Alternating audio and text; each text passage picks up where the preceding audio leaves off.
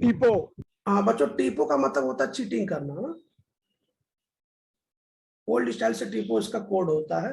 Oxygen, sulphur, selenium, tellurium और polonium ये oxygen family खानदान के सदस्य हैं। आप सभी से रिक्वेस्ट है, ध्यान सुनिएगा बच्चों। अब मैं जो बातें बता रहा हूं उसको देखिए बच्चों। बात यह है, यदि आप ऊपर से नीचे की तरफ जाते हैं, मैं तीर बना रहा हूं देखो जरा, यदि आप ऊपर से नीचे की तरफ जाते हैं ऐसे, इसको बोलते हैं बच्चों टॉप पोजीशन, टॉप, और इसको इंग्लिश में बोलते हैं बॉटम। बच्चों टॉप को हम लोग अब टी से रिप्रेजेंट करेंगे, बॉटम से कैपिटल बी से रिप्रेजेंट करेंगे। मैं आपको बताना चाहता हूं कि जब ऊपर से आप नीचे की तरफ जाते हैं तो बच्चों ये जो आयोनाइजेशन एनर्जी होता है ना, आयोनाइजेशन एनर्जी आई, और इलेक्ट्रोनेगेटिविटी जो होता है बच्चों ना, ये जो होता है ना, ये डिक्रीज करता है, डिक्रीज। वैसे आपको समझाने की जरूरत तो नहीं है, आप समझ गए होंगे क्यों डिक्रीज करता है, इसको बताने की जरूरत नहीं है ना भाई। जैसे जैसे नीचे की तरफ जाएंगे साइज बढ़ेगा, साइज बढ़ेगा तो न्यूक्लियस से इलेक्ट्रॉन की डिस्टेंस बढ़ेगी, तो आप थोड़ी भी एनर्जी देंगे इलेक्ट्रॉन बाहर निकल जाएगा। क्यों? इलेक्ट्रॉन को बाहर निकालना ही तो आयोनाइजेशन एनर्जी होता है। ठीक है, अब मुझे एक क्वेश्चन को एक चीज और देख लीजिए, थोड़ा सा इसकी बता दूं बाहर है ना। अब मैं टॉप टू बॉटम फिर से आ रहा हूं बच्चों, इधर की साइड में ये है टॉप और ये है बॉटम। अब टॉप टू बॉटम में बात कर रहा हूँ, ध्यान सुनिए। टॉप टू बॉटम में पहले मैं बात कर रहा हूँ साइज की। क्या ख्याल है, टॉप टू बॉटम में साइज बढ़ता है कि कम होता है? इंक्रीज। इंक्रीज करता है। इंक्रीज। बच्चों एमपी का मतलब क्या होता है? मध्य प्रदेश। एमपी मतलब होता है मेल्टिंग पॉइंट। Melting point. और बीपी मतलब क्या होता है? Blood boiling point. Boiling point. और बच्चों डेंसिटी। बच्चों ये तीनों का तीनों ना बच्चों, ये तीनों का तीनों टॉप टू बॉटम जाने पे इंक्रीज करता, बढ़ता है, इंक्रीजेस। आप देख लीजिए, मैंने एक साथ आपको इतनी प्रॉपर्टी बता दिया, electronegativity, electron affinity, sorry electron affinity बताने वालों की कोई एक्सेप्शन है। साइज एक बार देख लीजिए बच्चों, size, melting point, boiling point, density, ये सब के सब टॉप टू बॉटम जाने पे इंक्रीज करते हैं। ठीक है, यहाँ तक इसकी स्क्रीनशॉट लीजिए जल्दी से, फास्ट ले लिया। आपकी क्लास में कोई ऐसा स्टूडेंट है क्या जो बता पाए कि इसकी इलेक्ट्रॉन एफिनिटी का ऑर्डर क्या है? देखता हूं किसको याद है।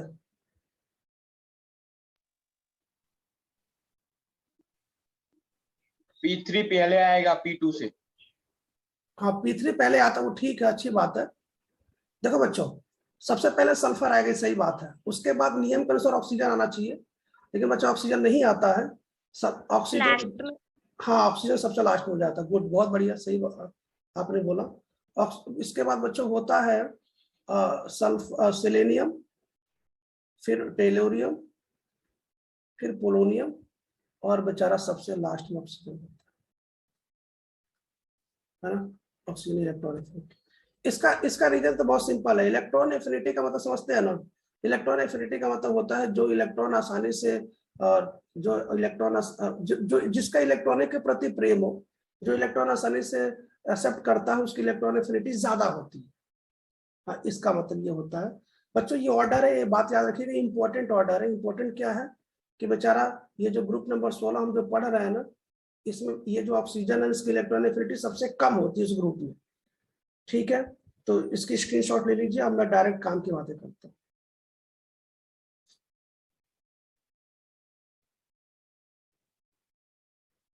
अब मैं जरा क्वेश्चन पूछ लेता हूँ अभी पटेल से, आपने स्क्रीनशॉट ले लीजिएगा। अभी पटेल मुझे ये बताओ, इसकी ऑक्सीडेशन नंबर क्या क्या होगा?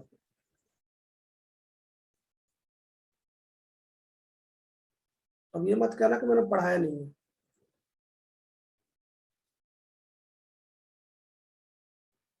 2 से 6। 2 से 6 इसकी ऑक्सीडेशन नंबर होगा। क्या बात है, और 6। मैंने तो ऑक्सीडेशन नंबर बताया तो था यार। कौन सा ऑक्सीडेशन नंबर क्या होगा, कौन बताएगा बाकी में कोई भी?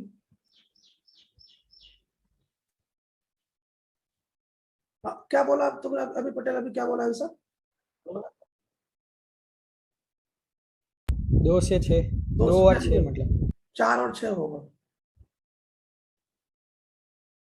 यार कैसे तुम सॉल्व कर रहे हो, जरा एक बार फिर देख लो, बताता हूँ मैं क्या कर रहा हो। तुम लोग पढ़ाई कर रहे हो। ऑक्सीजन कितना होता है टोटल? 8 होता है। तो 1:2, 2:2 और क्या हो जाएगा? 2p4 ना। तो मैंने क्या टेक्निक हाँ। सिखाया था? मैंने, कौन बताएगा टेक्निक क्या सिखाया था? श्रेय पटेल, कैसे सिखाया था मैंने?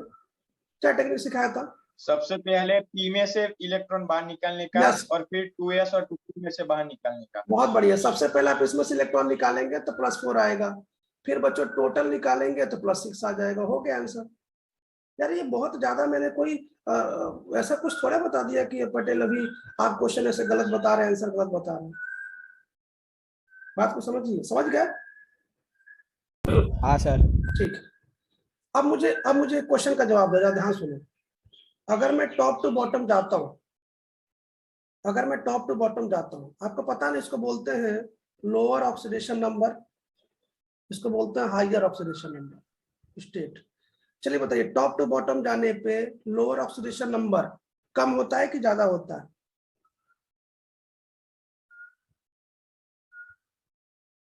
लोअर ऑक्सीडेशन ज़्यादा होता है। टॉप टू बॉटम जाने पे लोअर ऑक्सीडेशन नंबर इंक्रीज करता है। मतलब ये जो प्लस में यहाँ लिख देता हूँ, +4 की जो बात है ना, +4 मतलब लोअर ऑक्सीडेशन स्टेट या नंबर, ये इंक्रीज करता है, इंक्रीज। ठीक है। और बच्चों अगर मैं टॉप टू बॉटम फिर से जाऊं तो हायर ऑक्सीडेशन स्टेट के बारे में क्या ख्याल है? +6 के बारे में डिक्रीज करेगा। डिक्रीज करता है।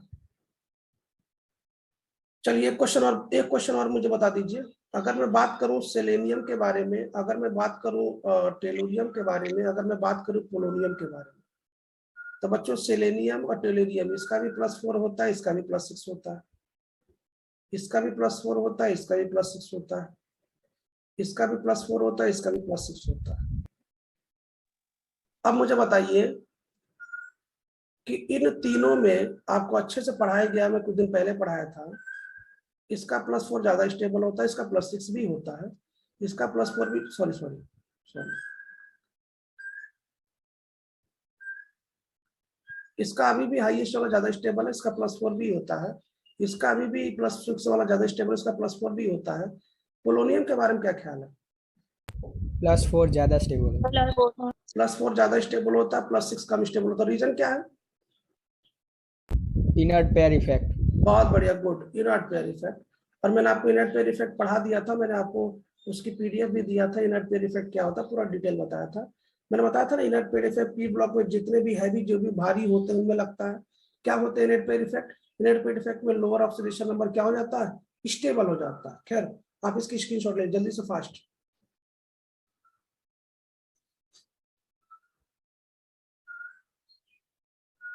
चलिए बच्चों, इसको हटाते हैं, इसको हटा रहा हूँ। थोड़ा सा आंसर दिया करें आप लोग से जब भी क्वेश्चन पूछता हूँ। चलिए बच्चों, अब काम की बात शुरू करते हैं। अच्छा, आपको पता ना ऑक्सीजन का ऑक्साइड वाला, ऑक्सीजन कौन कौन सा ऑक्साइड बनाता है? मतलब ऑक्सीजन क्या, अगर मैं ऑक्सीडेशन नंबर पूछूं, कौन कौन सा ऑक्सीडेशन नंबर होता है?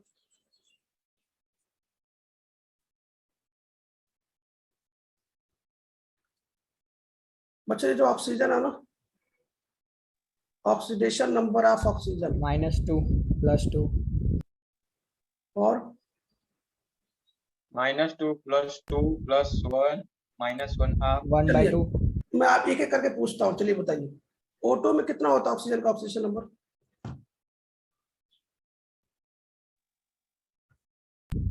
0 0 होता है। इसमें सोचने जो होता है 0 होता है। चलिए ठीक है। और बच्चों O-2 में कितना होता है?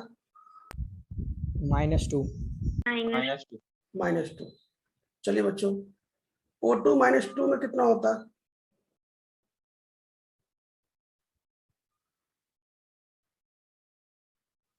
बोलो। -1 -1। आपको पता है ना, पेरोक्साइड में ऑक्सीजन के ऑक्सीडेशन नंबर -1 होता है। ये तो हम लोग कई साल से पढ़ते आ रहे हैं। चलिए कोई बात नहीं, आगे बताइए बच्चों। आगे ये है कि अगर मैं KO3 ले लूं, KO3, तो इसमें ऑक्सीजन कितना होगा ऑक्सीजन का?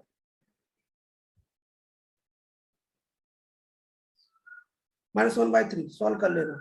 अगर मैं OF2 ले लूं तो इसमें ऑक्सीजन कितना होगा? +2। +2, बहुत बढ़िया, गुड। अगर मैं O2F2 ले लूं तो +1। +1, क्या बात है। आप एक और मैं कंपाउंड लेना बच्चों, O2AS F6 ले रहा हूं कंपाउंड में, ये प्लस में होता है और ये माइनस में होता है। बोलो ऑक्सीजन कितना आएगा? सॉल्व कर लेना, पता चलेगा 1/2 आएगा, +1/2। आप देख रहे हैं ना ऑक्सीजन के ऑक्सीडेशन नंबर क्या क्या होता है, +1, +2, 0, -1, -2, उसके बाद +1/3, है ना, सॉरी -1/3, +1/2। आप देख रहे हैं ये सभी ऑक्सीडेशन नंबर ना ऑक्सीजन के होते हैं। चलिए आप इसके स्क्रीनशॉट ले लीजिए।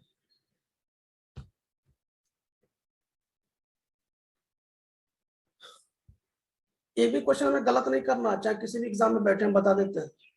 आगे देखते हैं बच्चों, इसको हटा रहा हूं मैं। अब बच्चों आप मुझे ये बताइए कि आपको कैसे पता चलेगा कि कोई बॉन्ड स्ट्रांग है या वीक है, कैसे पता चलेगा? Bond length. बॉन्ड लेंथ, हाँ तो जरा बताओ, अगर बॉन्ड लेंथ बड़ा होगा तो क्या होगा? वीक बॉन्ड होगा। वीक बॉन्ड होगा, सही बात है। अच्छा बॉन्ड लेंथ कैसे पता चलेगा भाई, ये तो बता दो। बॉन्ड ऑर्डर से। बॉन्ड ऑर्डर ज़्यादा होगा तो बॉन्ड लेंथ कम होगी। बॉन्ड ऑर्डर्स, क्या बात। अच्छा बॉन्ड ऑर्डर निकाला किसका जाता है?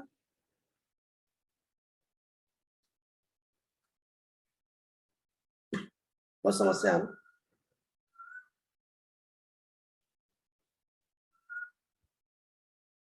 अच्छा तुमने बॉन्ड ऑर्डर वास्तव में सबसे पहली बार कहाँ पढ़ा था? केमिकल बॉन्डिंग में। केमिकल बॉन्डिंग में, कहाँ पे पढ़ा था?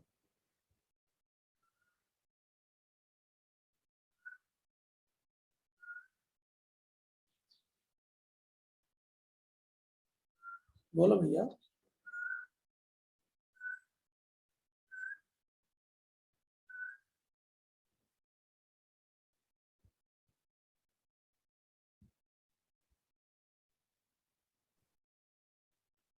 कोई और बताएगा?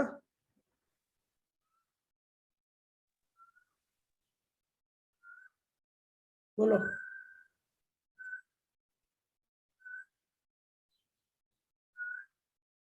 कोई बात नहीं, हम बताते हैं। देखो बच्चों ऐसा है कि आंसर तो इसमें बिल्कुल सही दिया, कोई दिक्कत नहीं है। सबसे पहले इसने जो कोई मॉलिक्यूल होता है ना, मॉलिक्यूल 1 से लेके 10 तक, उस मॉलिक्यूल का जो बॉन्ड ऑर्डर ना B2H2C2, उसको इसने एमओटी में पढ़ा था। एमओटी मतलब मॉलिक्यूलर ऑर्बिटल, तो मतलब मॉलिक्यूल का बॉन्ड ऑर्डर इसने निकाला पड़ा था। खैर अभी समझाता हूं, मेरी बात सुनो बच्चों। हम लोग हाइड्रोजन से रिएक्शन पढ़ने जा रहे हैं, तो जितने भी ऑक्सीजन फैमिली के खानदान के सदस्य है ना, वो ऑक्सीजन से रिएक्शन करके बच्चों हाइड्राइड बनाते हैं। हाइड्राइड बहुत सिंपल तरीका, बहुत सिंपल है। देखो ये देखो, ये देख रहे हो H2O, ये हाइड्राइड है, देख रहे हो ना H2S, ये भी हाइड्राइड है। मतलब सब हाइड्रोजन से ऐड हो जाता है, मैं आपको ये बताना चाहता हूँ। ये देखो बच्चों H2C, ये भी हाइड्राइड है। ये देखो H2T, ये भी हाइड्राइड है। और ये देखो बच्चों H2P, ये भी हाइड्राइड। तो बात तो ये हो गई सर, ये तो बड़ा सिंपल है, इसमें क्या है, कुछ नहीं करना। हाँ बिल्कुल सही बात है। लेकिन प्रश्न ये कि सर इस पे क्वेश्चन कौन से आते हैं, मैं वो क्वेश्चन की बात करता हूँ। ध्यान सुनो बच्चों, इस पे क्वेश्चन क्या क्या आते हैं। क्वेश्चन ये आते हैं कि ये जो हाइड्राइड है ना, ध्यान सुनो, ये जो हाइड्राइड आपने बनाया है ऑक्सीजन फैमिली का, इसकी बॉन्ड एनर्जी का ऑर्डर क्या होगा? बॉन्ड एनर्जी का ऑर्डर मैं पूरा लिख देता हूँ, अभी मैं देता हूँ। इस मतलब इन जो हाइड्राइड आपने जो दिया है, इनकी बॉन्ड एनर्जी का ऑर्डर क्या होगा? बॉन्ड एनर्जी का ऑर्डर, बॉन्ड एनर्जी का ऑर्डर क्या होगा, मतलब कौन बॉन्ड ज्यादा मजबूत हल्का है बच्चों। उसके बाद जो दूसरा क्वेश्चन है कि इसकी थर्मल स्टेबिलिटी क्या होगी। ये आपके लिए नया है लेकिन मैं बताता हूँ इसका मतलब क्या है। थर्मल स्टेबिलिटी का ऑर्डर क्या होगा सर? थर्मल स्टेबिलिटी को हम TS बोल देते हैं, बार बार थर्मल स्टेबिलिटी लिखेंगे। और बच्चों तीसरा क्वेश्चन क्या पूछेगा कि इनकी बॉन्ड लेंथ क्या होगी, बॉन्ड लेंथ, है ना। बॉन्ड लेंथ पूछ लिया, उसके बाद उनका एसिडिक नेचर पूछेगा। याद रखिए इसमें से कई क्वेश्चन आ चुके हैं, इनमें से कोई एक आएगा हमारे पेपर में। मैं एक साथ सब समझाता हूँ, एसिडिक नेचर क्या होगा बच्चों। ये कुछ क्वेश्चन है जो इनसे रिलेटेड हमारे पेपर में पूछते हैं।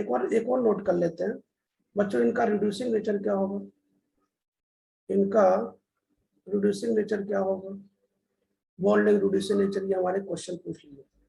ट्रांसलेशन बॉन्ड, अच्छा अगर अगर आपको याद हो केमिकल बॉन्डिंग मैंने पढ़ाया था, इनका बॉन्ड एंगल क्या होगा, बॉन्ड एंगल। एक मिनट यार रुको, मैं अभी आ रहा हूँ।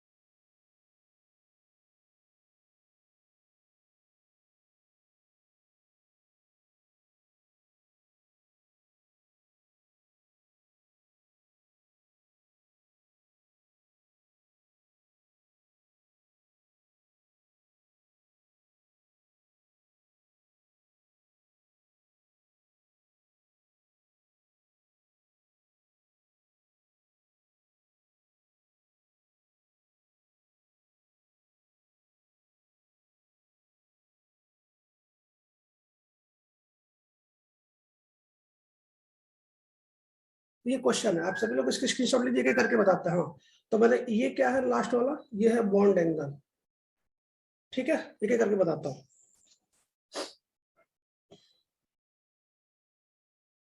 स्टार्ट करें, ठीक है, लिख देता हूं यहाँ पे इंपॉर्टेंट,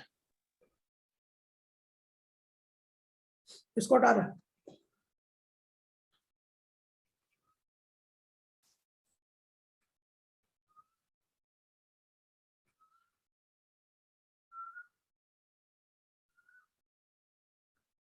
सब लोग ध्यान सुनिएगा ना बच्चों, सब लोग ध्यान सुनिए सब लोग। देखो ऐसा है, मुझे एक बात बताइए, ये हाइड्रोजन है और ये ऑक्सीजन है, सब लोग ध्यान सुनिएगा। और ये हाइड्रोजन है और ये सल्फर है, ये हाइड्रोजन है, ये सेलेनियम है, ये हाइड्रोजन है, ये टेलोरियम है, ये हाइड्रोजन है, ये पोलोनियम है। बच्चों जब हाइड्रोजन अपना ऑर्बिटल लेके आया होगा, सामने ऑक्सीजन अपना ऑर्बिटल लेके आया होगा, तो दोनों में ओवरलैपिंग हुई होगी। ध्यान सब लोग सुनिए, जब दोनों में ओवरलैपिंग होगी तो दोनों में ओवरलैपिंग के बाद दोनों के बीच में बॉन्ड बनेगा। तो आप कोई बताएगा कि ओवरलैपिंग सबसे अच्छी कब होती है?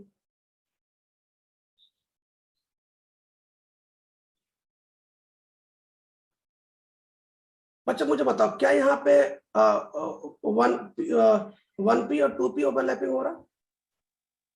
हाँ सर। और यहाँ पे 1p और 3p ओवरलैपिंग हो रहा?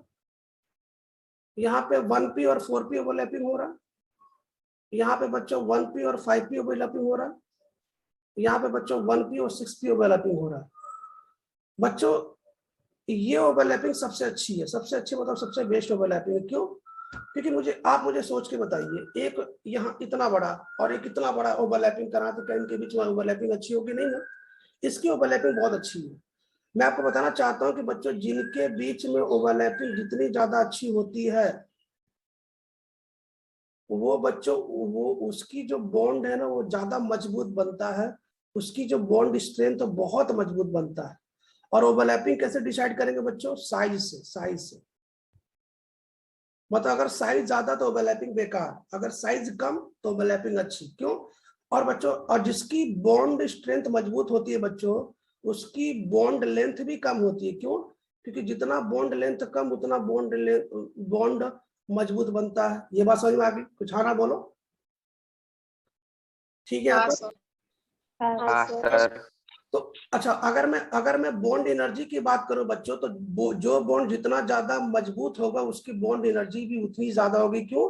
बॉन्ड एनर्जी का मतलब क्या हो, जैसे ये बॉन्ड है बच्चों, अगर ये मजबूत है तो हमको इसको ज्यादा एनर्जी देनी पड़ेगी तोड़ने के लिए, जिसकी बॉन्ड एनर्जी भी ज्यादा होगी। एक बात और बताता हूँ बच्चों, थर्मल स्टेबिलिटी भी सुन लीजिए। थर्मल स्टेबिलिटी क्या है कि जैसे इस कंपाउंड को अगर हीट आप देते हैं, हीट देने पे ये कंपाउंड कितना जल्दी नहीं टूटता है।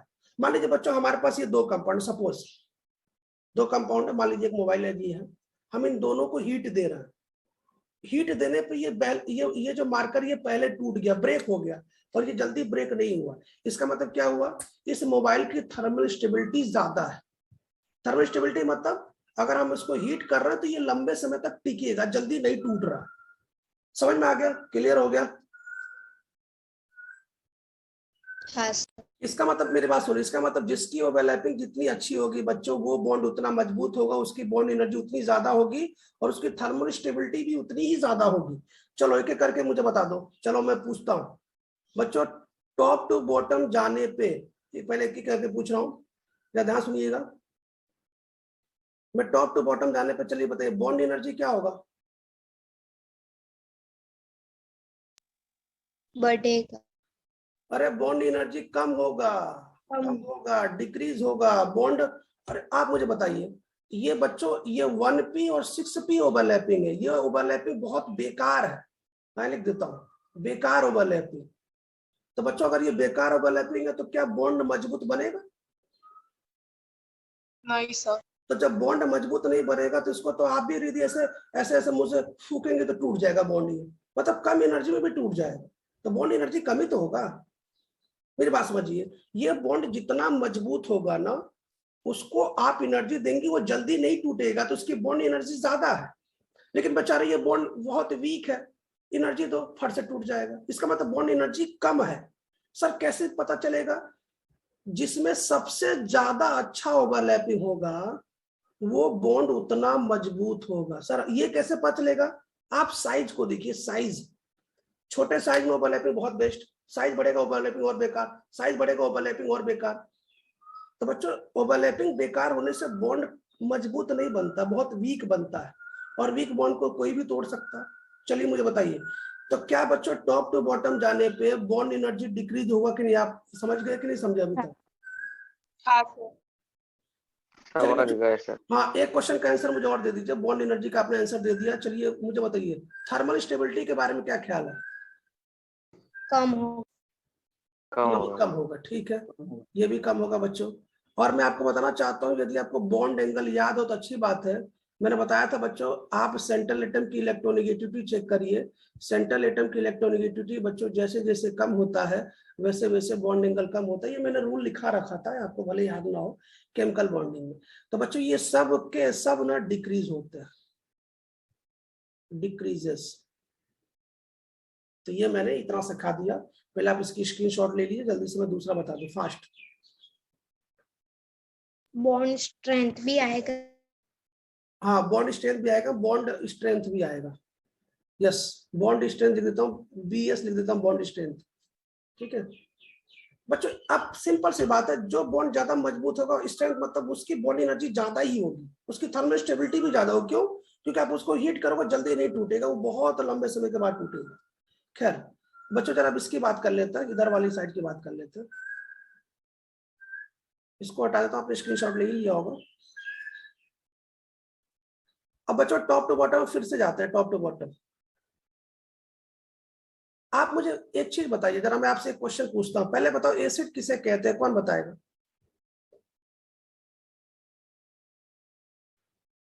H+। यस बच्चों, जो H+ देता है उसे एसिड कहते हैं। H+ मतलब प्रोटॉन, मतलब जो प्रोटॉन देता है उसे ब्रोंस्टेड एसिड कहते हैं। पहला कंपाउंड ऑक्सीजन फैमिली का इंपॉर्टेंट कंपाउंड किसका?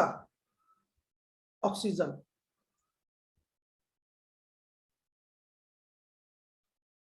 ठीक है, इसमें जो सबसे पहला है बच्चों वह है O2। इसको लोग ऑक्सीजन भी बोलते हैं, लेकिन चूंकि हम थोड़ा समझदार हो चुके हैं हम लोग, इसको हम लोग डाई ऑक्सीजन बोलेंगे।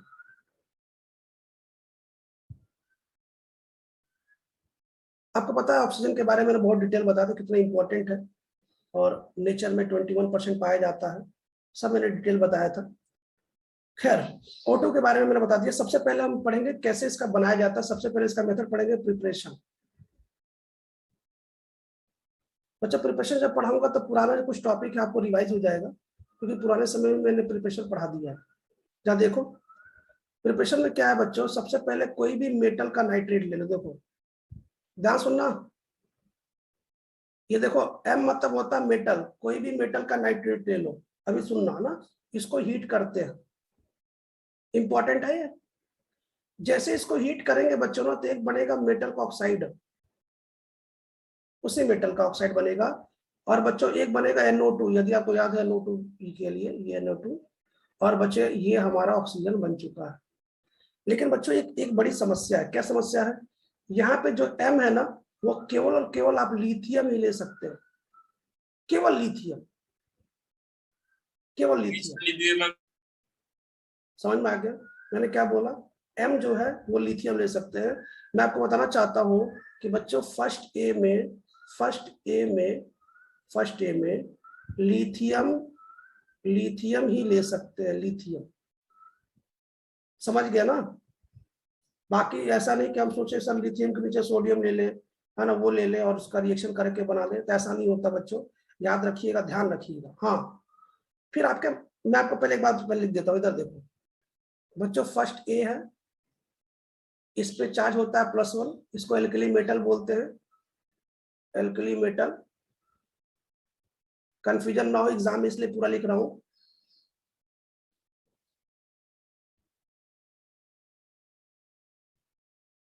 क्या लिख रहा हूं यार,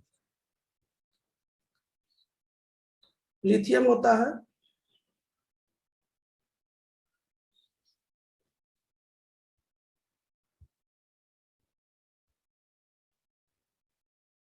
और नीचे वाला फ्रेंशियम, इसलिए उसकी बात नहीं करेंगे, नीचे वाला फ्रेंशियम। तो बच्चों क्या ये फर्स्ट एल्कली मेटल है? तो मैं बताना चाहता हूं बच्चों, मुझे एक बात बताइए, आपको अच्छे से पता है कि नाइट्रेट पे कितना चार्ज होता है? -1। और अगर मैं एल्कली मेटल ले रहा हूं जिसको +M ले रहा हूं, M, मैं इन सभी को M मान रहा हूं, तो बच्चों इस M पे चार्ज कौन सा है? +1। तो बच्चों एल्कली मेटल जिसको मैं M मान रहा हूं वो +1 है। अगर मैं इसको मिला दूंगा तो फॉर्मूला बनेगा मेटल का नाइट्रेट, ये फॉर्मूला बन जाएगा। मैं फिर से कह रहा हूं, ये जो M है ना, ये जो M है, ये मैं फर्स्ट ए का ले रहा हूँ। फर्स्ट ए मतलब एल्कली मेटल ले रहा हूँ, ध्यान सुनिएगा। मैं फिर कह रहा हूँ जेई में और नीट में क्वेश्चन आ चुका, कंफ्यूजन ना करें। तो बच्चों अगर हम लिथियम नाइट्रेट को हीट करते हैं, लिथियम नाइट्रेट, बच्चों यदि हम लिथियम नाइट्रेट को हीट करते हैं तो आपको उसी का ऑक्साइड और NO2 और O2 मिलता है। लेकिन आपके मन में क्वेश्चन आएगा, सर हम बाकी नाइट्रेट बना ले तो हीट करेंगे तो क्या होगा? जरा वो भी देख लो।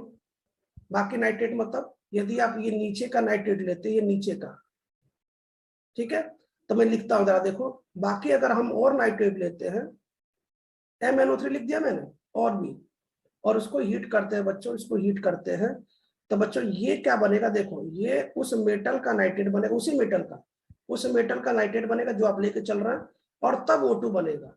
मैं बताना चाहता हूं कि इसमें NO2 नहीं बनता। नीचे वाला रिएक्शन देख रहे हो क्या अंतर है? समझ नहीं पा रहे हो यार? हेलो, समझ गए। समझ गए सर। आप सुनो, सर समझ। यहाँ सुना, मैं आप लिख देता हूँ या नीचे नोट डाल के लिख देता हूँ। इस रिएक्शन में ऑल एल्कली मेटल किसको छोड़ दे?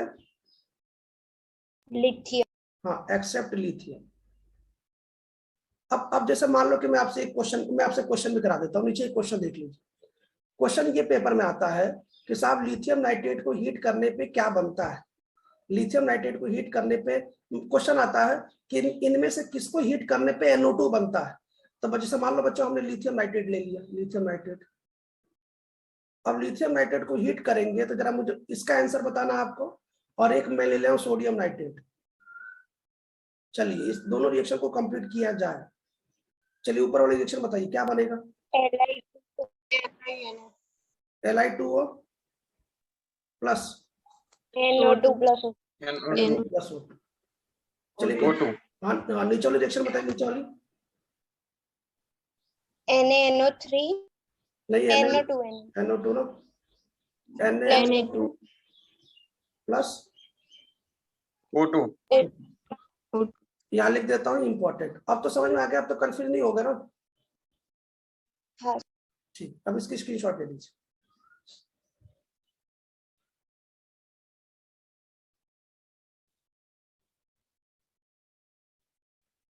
तो बच्चों अब हमारी एक बात फिर सुन लीजिए, एस ब्लॉक में दो खानदान है, एक एल्कली मेटल। एल्कली मेटल में दो बातें मैंने आपको सिखाई हैं, दोनों बातों फिर से सुन लीजिए।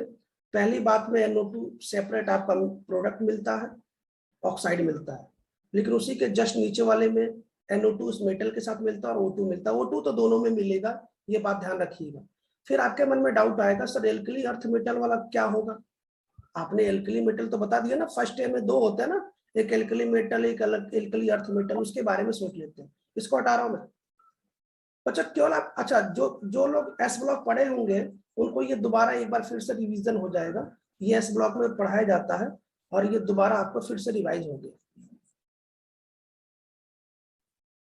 चलिए एक बार फिर देख लेते हैं, है ना क्या है, जरा देखिए, जरा सब लोग ध्यान सुनो बच्चों।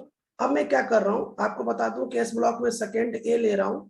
सेकेंड ए पे +2 चार्ज है बच्चों, +2 चार्ज है, और इसको मैं फिर से एम लेके क्वेश्चन शुरू कर रहा हूँ। मैं इसको एम मान रहा हूँ, इस मेटल को एम मान रहा हूँ। और इसमें अगर आपको याद हो तो क्या क्या होता है जरा बता दीजिए। ये ऐसे होता है बच्चों, ये नीचे वाला तो आपका रेडियो एक्टिव, इसलिए इसको छोड़ देते हैं, रेडियो एक्टिव हमारे सिलेबस में नहीं है, केमिस्ट्री सिलेबस में नहीं है। और ये सेकेंड डे को बोलते हैं एल्केलाइन अर्थ मेटल, पता ना क्या बोलते हैं? हाँ एल्केलाइन अर्थ में अर्थ मेटल। बच्चों बिल्कुल आप क्लियर याद रखिएगा, इसको बोलते हैं एल्केलाइन अर्थ मेटल। मैं इस ब्लॉक की बात कर रहा हूँ, ठीक है बच्चों। इसमें कोई एक्सेप्शन नहीं, कोई एक्सेप्शन नहीं, मतलब इसके किसी भी नाइट्रेट को हीट करें बच्चों ने, जो आप याद है जो आपने लिथियम का बनाया था, आप मुझे एक बात बताइए, जरा ध्यान सुनो बच्चों। लिथियम पे +1 चार्ज होता है, अभी आपने थोड़ी देर पहले बताया। ऑक्साइड पे क्या होता है? -2। तो अगर मैं सर फॉर्मूला बोलूंगा तो आप बोलेंगे सर Li2O, बात खत्म। लेकिन बच्चों यदि मैं सेकंड में से कुछ भी ले लूं, चलो Mg ले लेता हूं, तो भैया Mg पे तो +2 होता है, और ऑक्साइड बनाना तो -2 होता है। तो बच्चों इसका फॉर्मूला क्या बनेगा? Mg MgO बनेगा। मतलब कुल मिला के मैं ऐसा बोल सकता हूं ना कि ये जो एल्कलाइन अर्थ मेटल, उसका फॉर्मूला MO बनेगा। MO मतलब कोई भी मेटल और ऑक्सीजन चिपका दो, है ना। तो बच्चों को बताना चाहते हो इसमें कोई एक्सेप्शन नहीं, कोई एक्सेप्शन नहीं। मतलब देखो हमने क्या किया है बच्चों, यहाँ पे मेटल ले लिए M। मैं फिर कह रहा हूँ, ये जो M है, ये जो M है, ये बच्चों आपका सेकेंड डे का है। सब लोग ध्यान सुनिए, सेकेंड डे मतलब एल्कली अर्थ मेटल का, इसमें कोई एक्सेप्शन नहीं है, इसमें कोई एक्सेप्शन नहीं है। और मुझे बताओ इसके नाइट्रेट का फॉर्मूला क्या बनेगा? ऐसा बन जाएगा फॉर्मूला,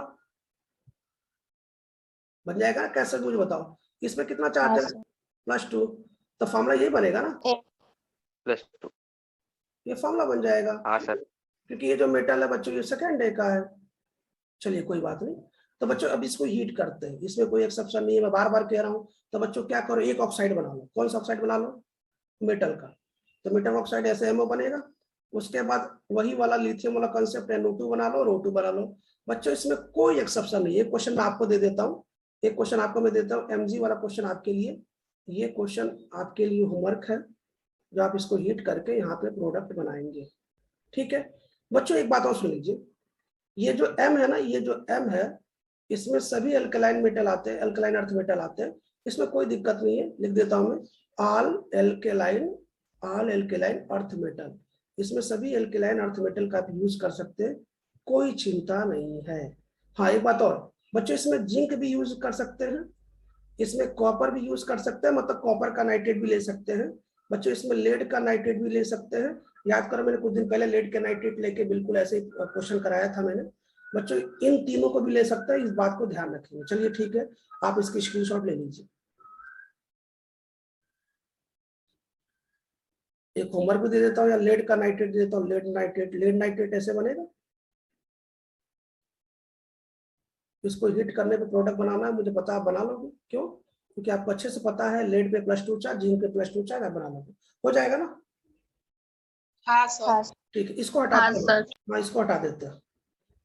बच्चों हम लोग ऑक्सीजन बना रहे हैं, ऑक्सीजन बनाने का प्रिपरेशन मेथड देख रहे हैं, बहुत जरूरी है, क्योंकि यदि आप डॉक्टर बनेंगे या कुछ भी बनेंगे तो ऑक्सीजन तो आजकल बहुत ही इंपॉर्टेंट है, आपने कुछ दिन पहले देखा था। तो ऑक्सीजन बनाने का मेथड थोड़ा तैयार रखिएगा, ठीक है। नीट भी इससे पूछेगा क्वेश्चन, क्यों? क्योंकि अभी कुछ दिन पहले देश में ऑक्सीजन के लिए बहुत ज्यादा टेंशन हुआ था, इसलिए ऑक्सीजन प्रिपरेशन मेथड ध्यान रखिएगा। सिचुएशन के अकॉर्डिंग पेपर बनता है, ये भी याद रखेंगे ना। चलिए कोई बात नहीं बच्चों, अब हम लोग पढ़ते हैं तीसरा मेथड, जो हम लोग पढ़ने जा रहे हैं ऑक्सीजन बनाने का तीसरा मेथड। 2 तो हो गया। याद है बच्चों, आपने मोल कंसेप्ट में KClO3 को कितनी बार हीट किया था, याद आ रहा? ये क्वेश्चन KClO3 को कितनी बार हीट किया था, क्वेश्चन सॉल्व किए हैं बच्चों। इसको हीट करने पे याद आ रहा है, मैंने मोल कंसेप्ट में कितनी बार बताया, इसको हीट करने पे KCl बनता और O2 बनता है, क्यों? कुछ तो बोलो। हाँ सर। तो एक मेथड ये हो गया बच्चों। एक और मेथड सुन लीजिए, ध्यान सुनिए। वैसे तो ये मेथड हम डी ब्लॉक में पढ़ने वाले, फिर भी सुन लीजिए। जैसे मान लो बच्चों KMnO4 है, KMnO4 मैं बताना चाहता हूँ कि कभी आप अगर आपने लैब में गए होंगे तो KMnO4 आपको पर्पल कलर का दिखाई देगा, पर्पल कलर, पर्पल जानते हो ना? हाँ सर। KMnO4 पर्पल कलर का दिखाई देगा बच्चों। जैसे आप इसको हीट करेंगे ना, जैसे आप इसको हीट करेंगे तो ये बनाएगा K2MnO4 बच्चों। K2MnO4 ग्रीन कलर का होता है और साथ में बनाएगा MnO2 बच्चों। MnO2 होता है ब्राउन कलर का और ये बन गया O2। ये किस कलर का है बच्चों? ये ग्रीन कलर का है। और ये किस कलर का है? ये ब्राउन कलर का है और ये बन गया O2। एक बार फिर सुन लीजिए, KMnO4 को हीट करने पर भी O2 बनता है, ये बात ध्यान रखिएगा। KMnO4 खुद पर्पल कलर का था, उसको हीट करने पे वो ग्रीन और ब्राउन में चेंज हुआ और साथ में उसमें ऑक्सीजन गैस रिलीज हो गई। चलिए आगे देखते हैं बच्चों, एक और देख लीजिए। वैसे ये भी डी ब्लॉक में आने वाला है, फिर भी देख लीजिए बच्चों। आपको याद हो K2Cr2O7, आपको नाम भी याद होगा, इसका नाम पोटेशियम डाइक्रोमेट होता है। K2Cr2O7 बच्चों ऑरेंज रेड कलर का होता है, ऑरेंज रेड।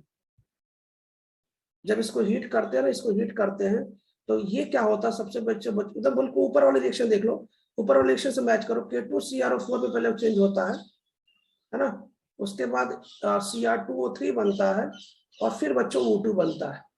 तो ये जो कलर है ना, ये सबसे पहले येलो कलर में चेंज होता है और ये बच्चों ग्रीन कलर में चेंज होता है और ये साथ में हमारा ऑक्सीजन बन गया। मैं बार बार कह रहा हूँ, एक बार फिर सुन लीजिए। KMnO4 को हीट करने पर ऑक्सीजन बनता है, K2Cr2O7 को हीट करने पर ऑक्सीजन बनता है, KClO3 को हीट करने पर ऑक्सीजन बनता है और जितने भी alkali metal, alkaline earth metal है, उनके नाइट्रेट को हीट करने पर मेटल ऑक्सीजन बनता है। हमने आपको इतना मेथड बता दिया। एक और मेथड देख लीजिए, 6 वाला मेथड देख लीजिए बच्चों। अगर आपको याद हो तो ये लेड का ऑक्साइड है Pb3O4 और लेड का ऑक्साइड है। यदि आप इसको हीट करते हैं बच्चों तो एक बनेगा लेड का ऑक्साइड Pb हो और साथ में यहाँ भी O2 बनता है।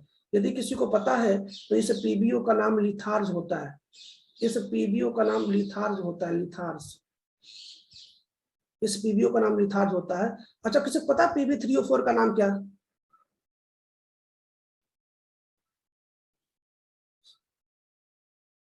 नहीं पता?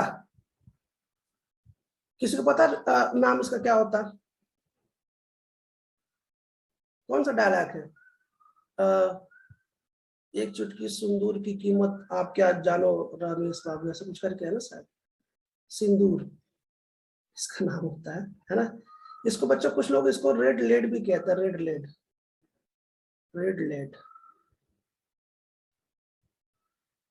तो बच्चों मैंने आपको इतना मेथड बता दिया, इन सभी मेथड से आपको बता दूं कि ऑक्सीजन बनाया जाता है। जल्दी से फटाफट स्क्रीनशॉट ले लीजिए, जल्दी से, जल्दी से फास्ट ले लिया। इसको हटा दो, ओके, इसको हटा देता हूं।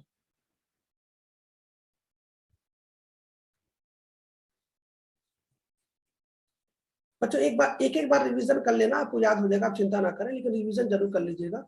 2-3 मेथड और बता देता हूं जो आगे चल के काम भी आने वाले हैं। वैसे ये मेथड तो आपको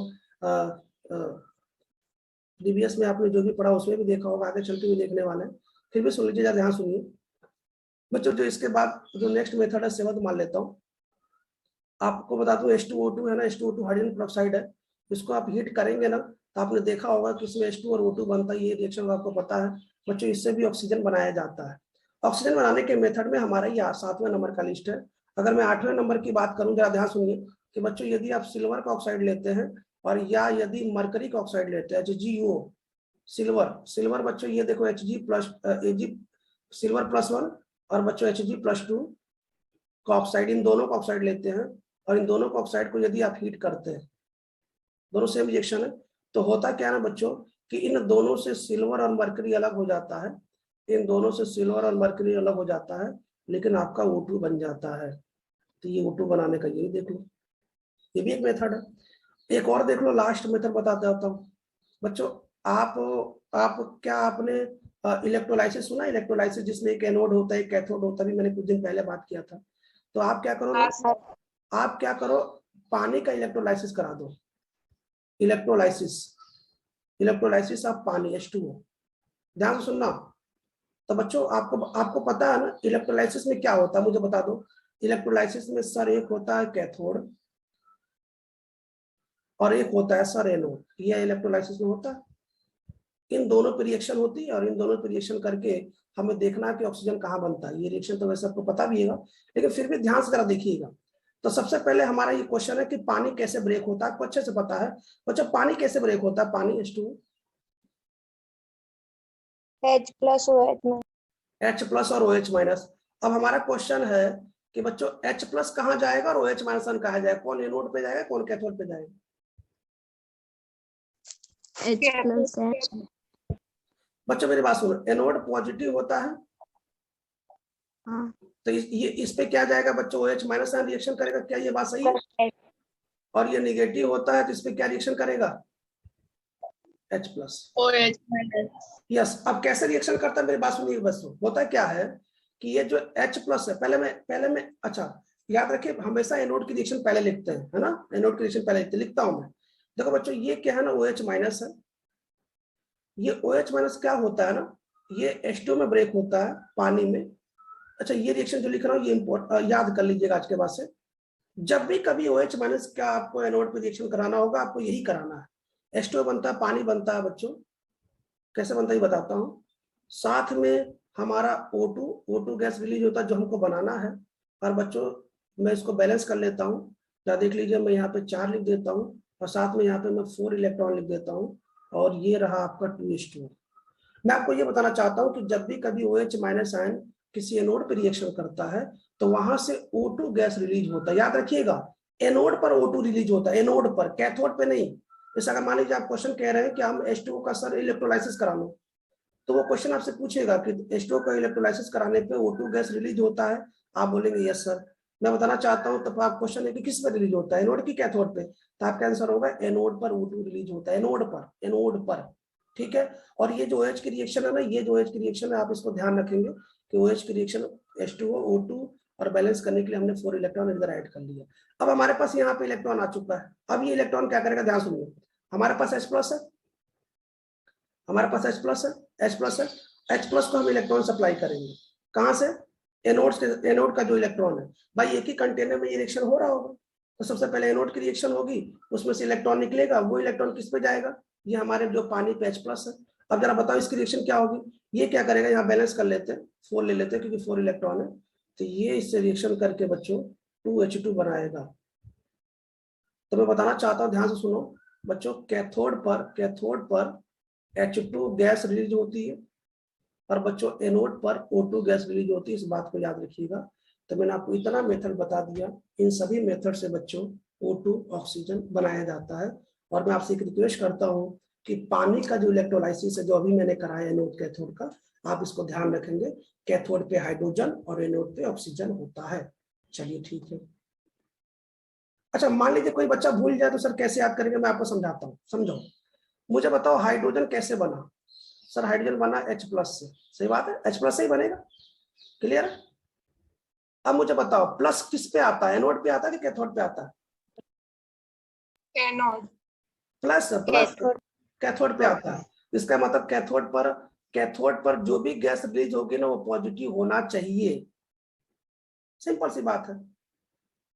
अच्छा चलो एक और बताता हूँ बच्चों, O2 मतलब ये हुआ कि O पे कितना चार्ज होता है माइनस, ये किस पे जाएगा, एक सिंपल सा तर्क बता रहा हूँ, ऐसा सही नहीं है। तो ये किस पे जाएगा, एनोड पर। इसका मतलब एनोड पे वो गैस एनोड पर वो गैस रिलीज होती है जो कि माइनस वाली है। एक छोटा सा क्वेश्चन पूछता हूँ, मान लो कि कोई क्लोरीन गैस रिलीज हो रही है, एक सिंपल सा क्वेश्चन है, तो बोलो क्लोरीन किस पर रिलीज होगी, कैथोड पर कि एनोड पर? एनोड। समझ गया ना, क्लियर हो गया। चलो आगे बढ़ते हैं, इसको हटा दे, कुछ तो बोलो। हाँ सर। आपने स्क्रीनशॉट ले लिया? हाँ हाँ सर। ठीक है, मैं इसको हटा देता हूँ। ओके ठीक है। तो बच्चों O2 बनाने का मैंने पूरा मेथड डिटेल बता दिया है। बाकी आपसे रिक्वेस्ट है कि आप एनसीईआरटी बुक जरूर पढ़ें। हमारा जितना काम था मैंने बता दिया, हो सकता कोई रिएक्शन छूट गया हो, लेकिन फिर भी मैंने O2 बनाने के सभी रिएक्शन को एक साथ कंबाइन कर दिया, क्योंकि इंपॉर्टेंट, आप सभी रिएक्शन को ध्यान देखिए O2 किससे बनाया जाता है। खैर, O2 बनाने के बहुत सारे मेथड हमारे पास है जो मैंने एक एक करके आपको बता दिया। तो बच्चों एक बार फिर बताओ कि हमने ऑक्सीजन फैमिली में O2 बनाने का पूरा मेथड देख लिया? Yes sir. कोई दिक्कत यहाँ तक? कुछ तो बोलो। नहीं चलिए ठीक है, आगे देखें क्या, आगे देखते हैं। हाँ सर। बच्चों इसकी प्रॉपर्टीज पढ़ाने जा रहा हूँ, जरा ध्यान सुनिएगा। इसकी प्रॉपर्टीज जरा पढ़ाने जा रहा हूँ, जरा कैसे होता है इसकी प्रॉपर्टीज। अभी बीच में कट हो जाएगा तो आपको दोबारा ऐड हो जाना, ठीक है। तो इसकी प्रॉपर्टीज क्या है, इसका क्या क्या प्रॉपर्टीज होता है। तो बच्चों मैं यहाँ पे बीच में O2 लिख देता हूँ, ठीक है। अब O2 की रिएक्शन हम कराने जाएंगे, एक करके कराते हैं, एक साथ करा देते हैं, है ना, एक साथ करा देते हैं डायरेक्ट। ये कोई डिजाइन विजाइन नहीं बना रहा हूं मैं, ये रिएक्शन एक साथ कराने जा रहा हूँ, ठीक है। अब किससे किस रिएक्शन करानी है मैं एक एक करके लिखूं कि रिएक्शन हम पढ़ने जा रहे हैं। O2 की रिएक्शन क्या क्या होता है, क्या देख लीजिए। तो बच्चों O2 की रिएक्शन किससे किससे कराएंगे, सबसे पहले मैं बता दूं कि मेथेन होता है हाइड्रोकार्बन। आपको पता है ना हाइड्रोकार्बन से क्या होता है बच्चों, हाइड्रोकार्बन का O2 से रिएक्शन कराना मतलब हाइड्रोकार्बन को जलाना, कंबशन करना। तो कोई बताएगा हाइड्रोकार्बन का कंबशन कराते हैं तो प्रोडक्ट क्या बनता है, क्या बनता है?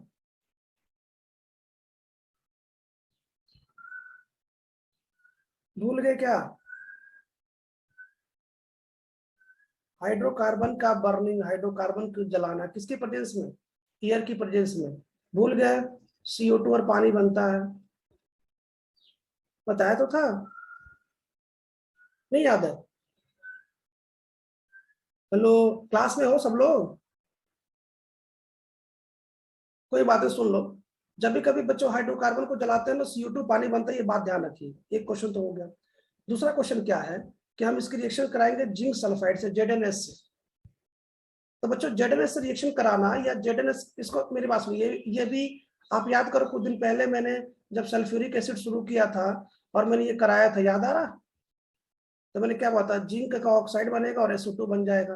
बच्चों इसको रोस्टिंग बोलते हैं, रोस्टिंग। सर ये रोस्टिंग क्या है? तो बच्चों अभी मेटलर्जी में मैंने बोला ना, अभी मेटलर्जी टॉपिक में रोस्टिंग आने वाला है। तो बच्चों याद आ रहा है, मैंने भी कुछ दिन पहले बताया था कि किसी भी सल्फाइड की रोस्टिंग करा दो O2 की प्रेजेंस में तो Zn और SO2 बनता है। SO2 बनाने की एक टेक्निक भी है, कुछ तो बोलो हाँ ना। हाँ सर। तो ये बच्चों ZnO बन जाएगा और साथ में SO2 बन जाएगा। आपको याद है SO2 बनाने की एक टेक्निक बताया था, सल्फर का बर्निंग करा दो, सल्फर को जला दो तब भी SO2 बन जाएगा। ये सल्फर का ऑक्साइड, ये देख लो, ये दोनों में याद है मैंने बताया था, दोनों रिएक्शन सेम है। किसी भी सल्फाइड और किसी भी सल्फाइड की रोस्टिंग करा दो तब भी बन जाएगा। खैर अभी थोड़ी देर में आने वाला है। ये दो रिएक्शन हो गया। तीसरी रिएक्शन बच्चों क्या है कि अगर आप Ag से रिएक्शन कराते हैं सिल्वर से, तो सिल्वर का ऑक्साइड बनेगा, इसमें कोई चिंता की बात ही नहीं है, सिल्वर का ऑक्साइड बन जाएगा, ठीक है। और बच्चों यदि आप एल्युमिनियम से रिएक्शन कराते हैं तो यहाँ पे एल्युमिनियम का ऑक्साइड बन जाएगा Al2O3। समझ रहे हो ना, सिल्वर पे +1 चार्ज होता है, ये बात ध्यान रखिएगा, और ऑक्सीजन पे -2, फॉर्मूला बन जाएगा। Al पे हमेशा क्या चार्ज होता है, +3, और ऑक्सीजन पे -2। तो इन दोनों के ऑक्साइड का फॉर्मूला, एक बनेगा ये और एक बनेगा ये। बच्चों एक और बता देता हूँ, लेड पे तो लेड पे प्रोडक्ट पे बच्चों सभी प्रकार का ऑक्साइड बन सकता है, वो तो डिपेंड करता है कि आप क्या ले रहे हैं। तो PbO भी बन सकता है, ये लेड का EB ऑक्साइड है। PbO2 भी बन सकता है बच्चों, ये Pb3O4 भी बन सकता है। तो आप इसकी चिंता ना करें, ये जैसे आगे आएगा तो आपको समझ में आ जाएगा। तो ये बच्चों मैंने आपको एक साथ आपको मैंने सब बता दिया, तो कृपया आप इसकी स्क्रीनशॉट ले लीजिए जल्दी से। समझ गए? क्लियर हो गया? हाँ हाँ ठीक, इसको हटा दे, इसको हटा देते हैं। बच्चों ऑक्सीजन समाप्त हो गया, ऑक्सीजन समाप्त हो गया, ऑक्सीजन खानदान समाप्त। मुझे उम्मीद है कि आपको ऑक्सीजन समझ में आ गया होगा। मैंने ऑक्सीजन बहुत डिटेल पढ़ा है, बहुत ही डिटेल ऑक्सीजन पढ़ाया है। बहुत डिटेल मतलब एस ब्लॉक से भी कोई होगा, डी ब्लॉक से भी होगा, जहां से भी ऑक्सीजन मिलता है ना सब बता दिया। खैर कोई बात नहीं। आप पढ़ते हो ओजोन, ओजोन का नाम सुना है क्या आपने? हाँ सर। हाँ ओजोन O3। अच्छा आपका मैं ओजोन का, ओजोन की स्ट्रक्चर पहले बनाता हूँ, कुछ बातें बता रहा हूँ बच्चों। ओजोन ये देखो, ऑक्सीजन ये रहा और ये ऑक्सीजन रहा और ये ऑक्सीजन रहा। ध्यान से सुनिएगा, ये बेचारे तो डबल बॉन्ड बना के ये भी सुखी हो गया और ये भी सुखी हो गया, लेकिन ये ऑक्सीजन बेचारा सुखी नहीं है, जिसके पास तो लोन पेयर तो होता ही है, ये लोन पर इसको दे देगा। बोलो यहाँ तक ठीक है? कुछ आना बोलो हाँ सर। बच्चों। ये जो कोऑर्डिनेट बॉन्ड है रिधि, इसको मैंने कोवेलेंट बॉन्ड में बदलना सिखाया था। बोलो सिखाया था कि नहीं सिखाया था? हाँ कैसे बदलेंगे बताओ तो बच्चों। दोनों सेकंड पीरियड का एलिमेंट है तो क्या करते हैं, याद आ रहा? सिंगल बॉन्ड बना देते हैं, यहाँ ऑक्सीजन लिख देते हैं, यहाँ माइनस लगा देते हैं, जो इलेक्ट्रॉन देता है उसे प्लस लगा देते हैं। बोलो यहाँ तक ठीक है? कुछ आना बोलो हेलो हाँ बच्चों। ये स्ट्रक्चर तो ऐसे भी तो हो सकता है, अगर आप देखो तो इसमें क्या प्रॉब्लम है? ये डबल बॉन्ड इधर बन जाए और ये मामला इधर आ जाए, क्या प्रॉब्लम है? क्यों? सही है ना? अब हमारी बात ध्यान सुनिएगा। एक टॉपिक है रेजोनेंस, जो जस्ट अभी ऑर्गेनिक केमिस्ट्री में आपको डील करने वाला हूं, फिर भी सुन लीजिए बच्चों। यहाँ पे ना, यहाँ पे ओजोन में जो ऑक्सीजन ऑक्सीजन जो बॉन्ड दिखाई दे रहा है ना, ध्यान सुनिए। ओजोन में कौन सा बॉन्ड? ये देखो, ये ऑक्सीजन ऑक्सीजन का बॉन्ड है ना, ये देखो दोनों, ये ऑक्सीजन ऑक्सीजन का बॉन्ड है ना, ये देखो दोनों। मैं बताना चाहता हूं कि जैसे आपके मन में ऐसा आ रहा होगा कि सर यहाँ पे ऑक्सीजन ऑक्सीजन जो बॉन्ड है ना वो डिफरेंट होता है। मैं बताना चाहता हूँ कि बच्चों यहाँ ऑक्सीजन, यहाँ पे जो दो आपको ऑक्सीजन ऑक्सीजन जो बॉन्ड दिख रहा है ना, वो जो बॉन्ड लेंथ दिख रहा है बच्चों, वो सेम होता है, सेम। आपको यहाँ पे डबल दिख रहा होगा, ये सिंगल दिख रहा होगा। मैं बताना चाहता हूँ ये स्ट्रक्चर इसमें भी रहता है, देख लो ये स्ट्रक्चर इन दोनों में चेंज होता रहता है, चेंज होता रहता है रेजोनेंस के कारण।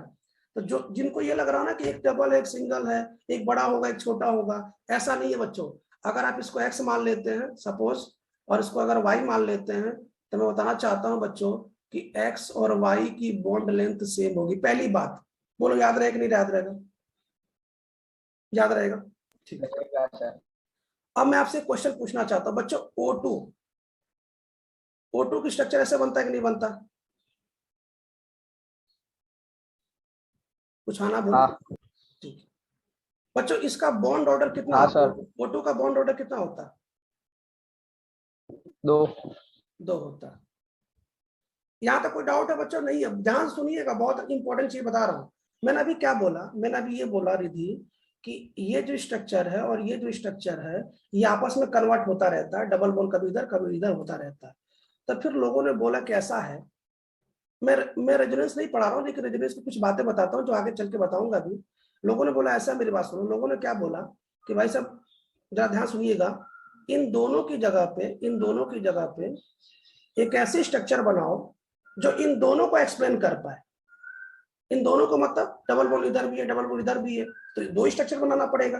तो लोगों ने बोला सुनो ऐसा करो कि आप ऑक्सीजन ऐसे बना लो, ध्यान सुनो, एक ऑक्सीजन इधर बना लो और एक ऑक्सीजन इधर बना लो। बना लिया भाई, यहाँ भी सिंगल बॉन्ड है, यहाँ भी सिंगल बॉन्ड है, और ये जो डबल बॉन्ड है यहाँ भी कभी कभी घूम लेता है, यहाँ भी कभी कभी घूम लेता है। लो बना लिया, ठीक है। फिर क्वेश्चन आएगा, रिधि के मन में क्वेश्चन ये आएगा, सर ये जो माइनस है यहाँ भी है और ये माइनस यहाँ भी है, तब क्या करें? कोई बात नहीं, आधा आधा दे दो, माइनस हाफ इधर दे दो, माइनस हाफ इधर दे दो। सर ये जो प्लस छूट गया इसका क्या करें? लो प्लस लगा दो। बोलो समझ में आया कि नहीं आया? हेलो हाँ सर। तो बच्चों ये इसके रियल स्ट्रक्चर है, इसको बोलते हैं रियल हाइब्रिड। रियल क्यों है? क्योंकि बच्चों ये स्ट्रक्चर ना इन दोनों स्ट्रक्चर को एक साथ एक्सप्लेन कर सकता है। क्या कर सकता है कि साहब देखो डबल बॉन्ड इधर है ना, डबल बॉन्ड इधर है। अब मुझे बताओ क्या आपको यहाँ पे एक्स और वाई दोनों की बॉन्ड लेंथ सेम दिख रही कि नहीं? सेम हाँ है, सर। ठीक है। एक बात और सुनो बच्चों, ये जो एक्स और वाई है ये ना तो सिंगल बॉन्ड है या तो डबल बॉन्ड है, सिंगल और डबल के बीच का है। मैं तो कुल मिलाकर मैं कह सकता हूँ ना 1.5 बॉन्ड के ऑर्डर का है। इसमें आश्चर्य की बात होनी नहीं चाहिए, क्यों? क्योंकि हम एमओटी पढ़ चुके हैं, एमओटी में बॉन्ड ऑर्डर 1.5 तो आता ही रहता है, तो कोई दिक्कत नहीं है। चलो ठीक है, अब मैं आपसे जो पूछता हूँ देखता हूँ कौन बताता है। बच्चों मैं यहाँ पे O3 बना रहा हूँ, ठीक है, O3 की स्ट्रक्चर मैंने यहाँ बना दिया है। मुझे बस इतना बता दीजिए इसका बॉन्ड ऑर्डर कितना होता है O3 का, देख के बताइए। 3।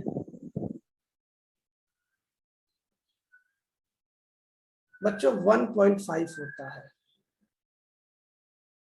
O3 का बॉन्ड ऑर्डर। अच्छा मैं आपको समझाता हूँ कैसे बनाते हैं, ये सुन लीजिए। आप में से कुछ लोग भूल चुके हैं कि बॉन्ड ऑर्डर कैसे निकाला जाता है, मैं उसका तरीका सिखाता हूँ। दरअसल लोग ध्यान सुनिए, आप केमिकल बॉन्डिंग, माइनस। हाँ मैं बताता हूँ, आप केमिकल बॉन्डिंग में सुनिए बॉन्ड ऑर्डर कैसे निकालते हैं। बच्चों पहले आप यहाँ तक स्क्रीनशॉट लीजिए, क्योंकि मैं बॉन्ड ऑर्डर के लिए एक स्ट्रक्चर मिटाने वाला हूँ। स्क्रीनशॉट लीजिए, ले लिया? ठीक, अब सुनिए ध्यान से, ध्यान से सब लोग सुनिएगा। बच्चों ये स्ट्रक्चर मैं हटा देता हूँ, क्योंकि वास्तव में यहाँ पे दो स्ट्रक्चर बना ना, दो स्ट्रक्चर बना, एक स्ट्रक्चर बना एक, ये स्ट्रक्चर बना दो, और इन दोनों स्ट्रक्चर को एक्सप्लेन करने के लिए ये नीचे स्ट्रक्चर बना जो कि रियल है। चलो ठीक है, ये दो स्ट्रक्चर को ध्यान से देखिए। अब कैसे बॉन्ड ऑर्डर निकाला जाता है इसका तरीका सुनिए। क्या करो, किसी एक बॉन्ड को पकड़ लो। सर मैंने इसको पकड़ ली, इसको, तो इसको पकड़ो तो इधर ही पकड़ना है, उधर मत चले जाना, ठीक है। यहाँ पे कितने बॉन्ड है सर? 2। यहाँ पे कितने बॉन्ड है सर? 1। टोटल बॉन्ड कितने? 3। तो टोटल बॉन्ड हो गए 3। और कितनी स्ट्रक्चर है सर? 2 स्ट्रक्चर है, 3/2। तो बॉन्ड ऑर्डर कितना आया? 1.5। ये फॉर्मूला है। एक बार मेरे फिर सुनिए, आपको क्या करना है बच्चों, किसी भी एक बॉन्ड को पकड़ लेना है। हो सकता है आपको ध्यान ना हो, कोई बात नहीं, आपको आगे चल के समझ में आ जाएगा। पकड़ लिया, उसके बॉन्ड को गिन लेना है सर, टोटल 3, और जितनी स्ट्रक्चर उसे डिवाइड कर लेना है। बोलो बॉन्ड ऑर्डर 1.5 आया कि नहीं आया? हेलो, हाँ सर। हाँ सर। हाँ सर। अब हम आपसे क्वेश्चन पूछना चाहते हैं। मैं अगर क्वेश्चन पूछूं कि बताओ बॉन्ड ऑर्डर ओजोन और ऑक्सीजन में दोनों में किसका ज्यादा है? O2। ऑक्सीजन। चलिए, अब बॉन्ड लेंथ किसका ज्यादा है? Bond length 3। O3 का। ओजोन। अगर मैं पूछूंगा कि इन दोनों में ज्यादा स्टेबल कौन सा, कौन स्टेबल, कौन ताकतवर आपको दिख रहा है? O2। O2 दिख रहा है। बस यही बताना चाहता था कि इन दोनों में अगर मैं स्टेबल पूछूं कौन मजबूत है, तो आप बोलेंगे सर O2 है। क्यों? क्योंकि O2 का बॉन्ड ऑर्डर क्या है? 2 है, और जिनका बॉन्ड ऑर्डर 2 होता है उसकी बॉन्ड ज्यादा मजबूत होता है, ज्यादा स्ट्रेंथ होता है। बच्चों अब समझ में आ गया ना? कभी आपसे कोई क्वेश्चन पूछे कि ओजोन और ऑक्सीजन में दोनों में ज्यादा स्टेबल कौन है, तो आप बोलेंगे सर O2 है। क्यों? क्योंकि सर उसका जो बॉन्ड ऑर्डर होता है 1.5 होता है, एक का बॉन्ड ऑर्डर 2 होता है। आपको पता है ना, जिसका बॉन्ड ऑर्डर कम होता है बच्चों, उसका बॉन्ड लेंथ भी ज्यादा होता है, लेकिन बच्चों उसकी बॉन्ड की जो मजबूत है ना, स्ट्रेंथ, वो कम होता है। क्या आपको पता है? देखो हाँ सर। ऑर्डर ज्यादा, तो बच्चों बॉन्ड क्या होता है? ज्यादा मजबूत होता है। बॉन्ड ज्यादा मजबूत होगा बच्चों तो उसकी बॉन्ड की एनर्जी भी ज्यादा होगी, लेकिन बॉन्ड लेंथ कम होगा। क्या ये बात आपको पता था पहले से? कुछ हाँ ना बोल दो। हाँ सर। इसकी स्क्रीनशॉट ले लो, ठीक है।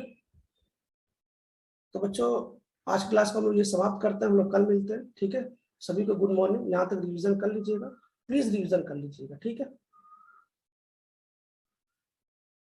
कोई थियरी छूट गई हो तो आपको इसके लिए एनसीईआरटी पढ़ना है, ओके, ठीक। चलिए शुरू करते हैं। नाम है बच्चों, जो टॉपिक है उसका नाम है ओजोन। बिल्कुल सामने रहिएगा, मुझे कुछ क्वेश्चन भी पूछना आपसे ना। तो टॉपिक का नाम है ओजोन। ओजोन आज का टॉपिक का नाम है ओजोन।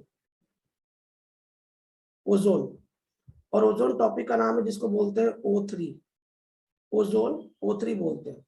आपने सुना होगा कि ओजोन, ओजोन मतलब जो पृथ्वी पे जो ओजोन की लेयर है वो डिप्रेशन हो रहा है, वो सब क्या है अभी उसके बारे में समझेंगे हम लोग। तो सबसे पहले ओजोन कैसे बनाते हैं,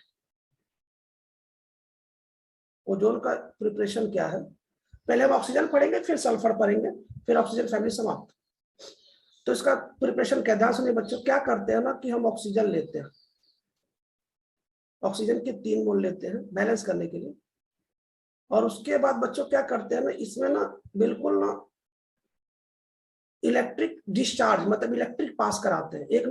एक टेस्ट ट्यूब होती है ना, एक ट्रांसपेरेंट एक टेस्ट ट्यूब होती है ग्लास की, उसके अंदर क्या करते हैं ऑक्सीजन रख के ना उसके अंदर इलेक्ट्रिक पास करा देते हैं। लेकिन बच्चों साइलेंट करते हैं, मतलब कोई भी स्पार्क ना हो, है ना, साइलेंट इलेक्ट्रिक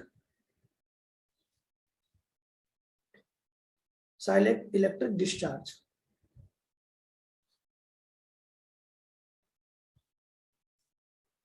जैसे ऐसा करते हैं बच्चों तो ये ओजोन बन जाता है। अब मैं जिससे क्वेश्चन पूछूंगा वो उसका आंसर देगा। चलिए मैं रिद्धि चाहती है कि मैं उनसे क्वेश्चन पूछूं। रिद्धि मुझे ये बताइए, यह रिएक्शन स्टेबल से अनस्टेबल की तरफ जा रहा है कि अनस्टेबल से स्टेबल की तरफ जा रहा है? स्टेबल से अनस्टेबल। बहुत बढ़िया, तो एक क्वेश्चन का और जवाब दीजिए, तो इसमें एनर्जी एब्जॉर्ब होगी कि एनर्जी रिलीज होगी? एब्जॉर्ब। बहुत बढ़िया, गुड, अच्छी बात है, सही बात है, एब्जॉर्ब होगी। क्यों एब्जॉर्ब होगी? क्योंकि आपको अच्छे से पता है बच्चों कि यह O2 ना जल्दी से O3 में चेंज नहीं होना चाहेगा, तो मुझे इसको एनर्जी देनी पड़ेगी। तो मुझे एक बात और बता दीजिए, तो यदि इसका डेल्टा H क्या हो जाएगा? नेगेटिव। पॉजिटिव। पॉजिटिव होगा। पॉजिटिव इंडोथर्मिक रिएक्शन है। अभी आंसर बता रही है हाँ। और गलत गलत आंसर बोल रही है, हाँ? ऐसे कैसे काम चलेगा? एंडोथर्मिक। चलिए देखो बच्चों, हम लोग हर कंसेप्ट के अकॉर्डिंग आंसर दे रहा है ना, कोई चीज याद नहीं कर रहे, ठीक है। अब मुझे, आपने एंट्रोपी का नाम सुना? एंट्रोपी का नाम मैंने कुछ दिन पहले भी बोला था शायद।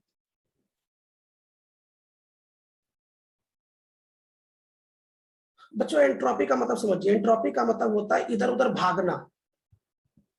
और कैसे पता कि सर एंट्रोपी ज्यादा है? तो बच्चों जहां पे जनसंख्या ज्यादा होगी ना, जैसे रेलवे स्टेशन पे देखिए, रेलवे स्टेशन और बस स्टैंड की बात पूछो और पूछो किसके एंट्रोपी ज्यादा है, तो आप बोलेंगे सर रेलवे स्टेशन पे एंट्रोपी ज्यादा। क्यों? क्योंकि बच्चों उसमें ना नंबर ऑफ जो इंसान है वो बहुत ज्यादा है, तो वो रैंडम मोशन करेंगे, जिसको मन करे जहां जाएगा, कोई प्लेटफॉर्म 1, कोई 2, कोई 3, कोई बाहर, कोई कुछ भी। तो बच्चों इसको बोलते हैं रैंडम मोशन करना। और जो जितना ज्यादा रैंडम मोशन करता है उसकी एंट्रोपी उतनी ज्यादा होती है। तो बोलिए रेलवे स्टेशन पे एंट्रोपी ज्यादा होगी कि बस स्टैंड पे? रेलवे स्टेशन पे। रैंडम। तो आपने कैसे पता किया? अच्छा, एंट्रोपी को डेल्टा ऐसे दिखाते हैं। आपने ऐसे पता किया, अभी कुछ दिन पहले बताया था, भूल गया हूं। आपने ऐसे पता किया सर आप नंबर ऑफ मॉलिक्यूल्स गिन लिए, आपने ऐसा पता कर लिया।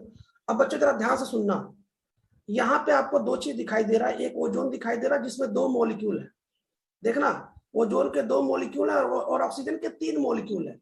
बोलो मॉलिक्यूल की तरफ ज्यादा है? O2 में। O2 में ज्यादा है। चलिए अब मुझे एक बात बता दीजिए, मैं ऐसा लिख रहा हूं, क्या सुनिए, मैं लिख रहा हूं बैकवर्ड की बात कर रहा हूं, फॉर बैकवर्ड रिएक्शन।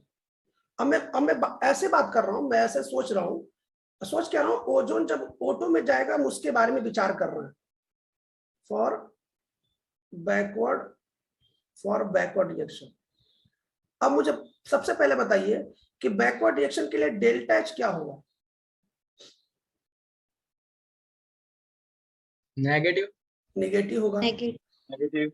दिव्य, जब फॉरवर्ड के लिए डेल्टा H पॉजिटिव है तो बैकवर्ड के लिए नेगेटिव होगा। इतना सोचने की जरूरत, डायरेक्ट आंसर बोलो, ठीक है। चलो एंट्रोपी क्या होगा? एंट्रोपी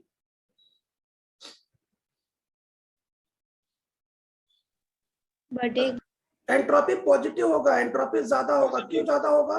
क्योंकि बच्चों यहाँ पे ओजोन ऑक्सीजन के 3 मॉलिक्यूल हैं, ठीक है। और बच्चों आपको ये फॉर्मूला याद होगा ना, डेल्टा G बराबर delta H minus T delta S, याद है?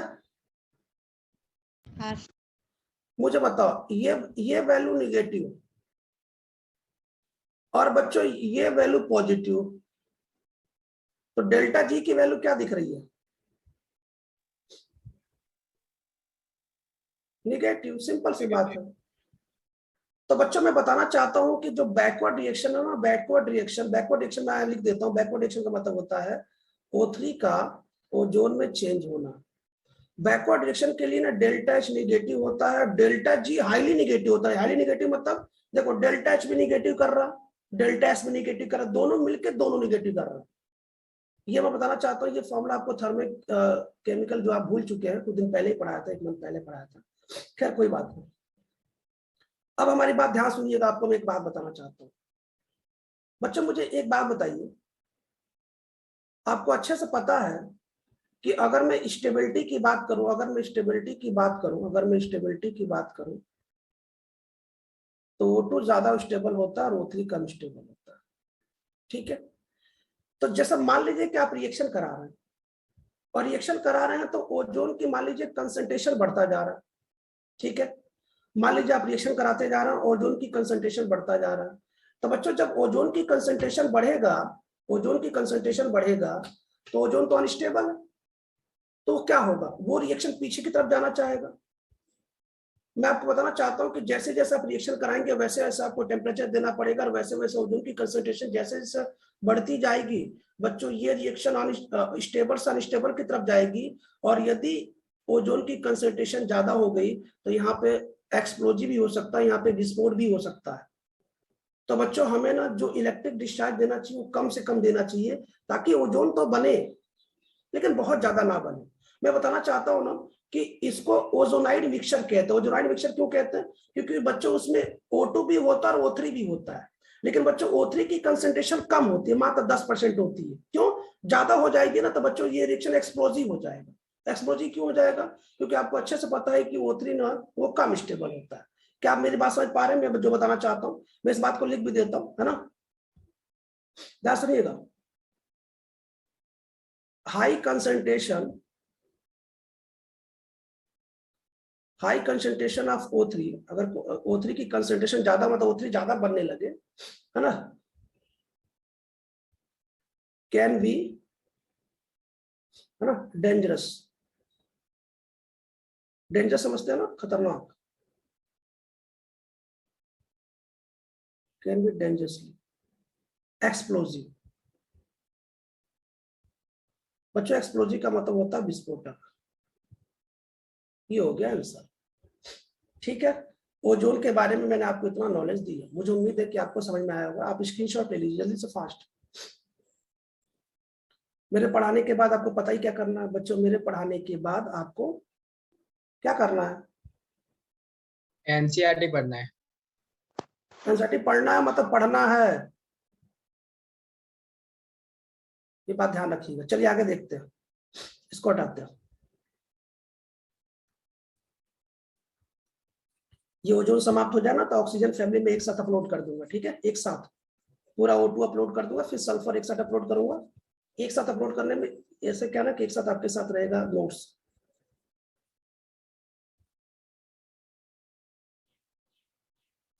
चलिए देखिए, ध्यान से देखिए बच्चों, अब हम पढ़ने जा रहे हैं कि ओजोन की क्या गुण होते हैं। तो लिख देता हूं प्रॉपर्टीज ऑफ ओजोन, है ना, properties of ozone, properties of ozone, है ना। तो बच्चों शुरू करने से पहले मैं एक बात बता दूं, जरा ध्यान सुनिएगा। क्या बातें हैं ये बच्चों, जो ओजोन होता है ना, ओजोन ये बहुत ज्यादा स्ट्रॉन्ग ऑक्सीडाइजिंग एजेंट होता है। इसका मतलब क्या होगा, इसका मतलब कोई बताएगा। इसका मतलब ये हुआ कि सर यह दूसरों को क्या करेगा, यह ऑक्सीडाइज। यस, यह दूसरों को ऑक्सीडाइज करेगा, अब खुद क्या होगा, रिड्यूस। और सेल्फ रिड्यूस होगा। रिडक्स। सेल्फ ये बच्चों रिड्यूस होगा।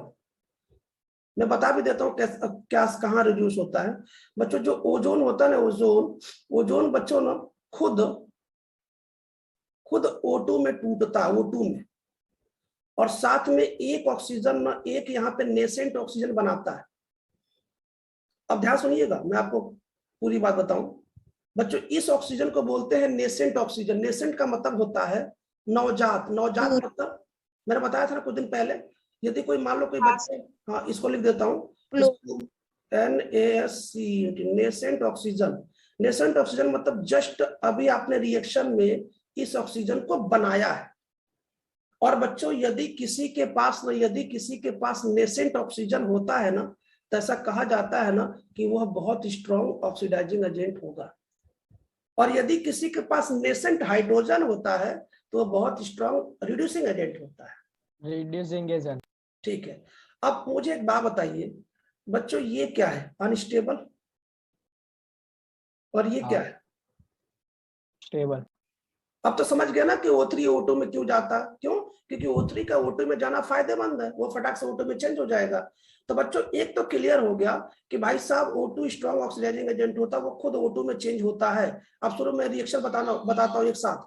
मैं यहाँ पे O3 लिख देता हूँ, ठीक है, और एक लाइन खींच देता हूं। मैं एक लाइन खींच देता हूँ, O3 लिख दिया मैंने, एक लाइन खींच देता हूं, ये लाइन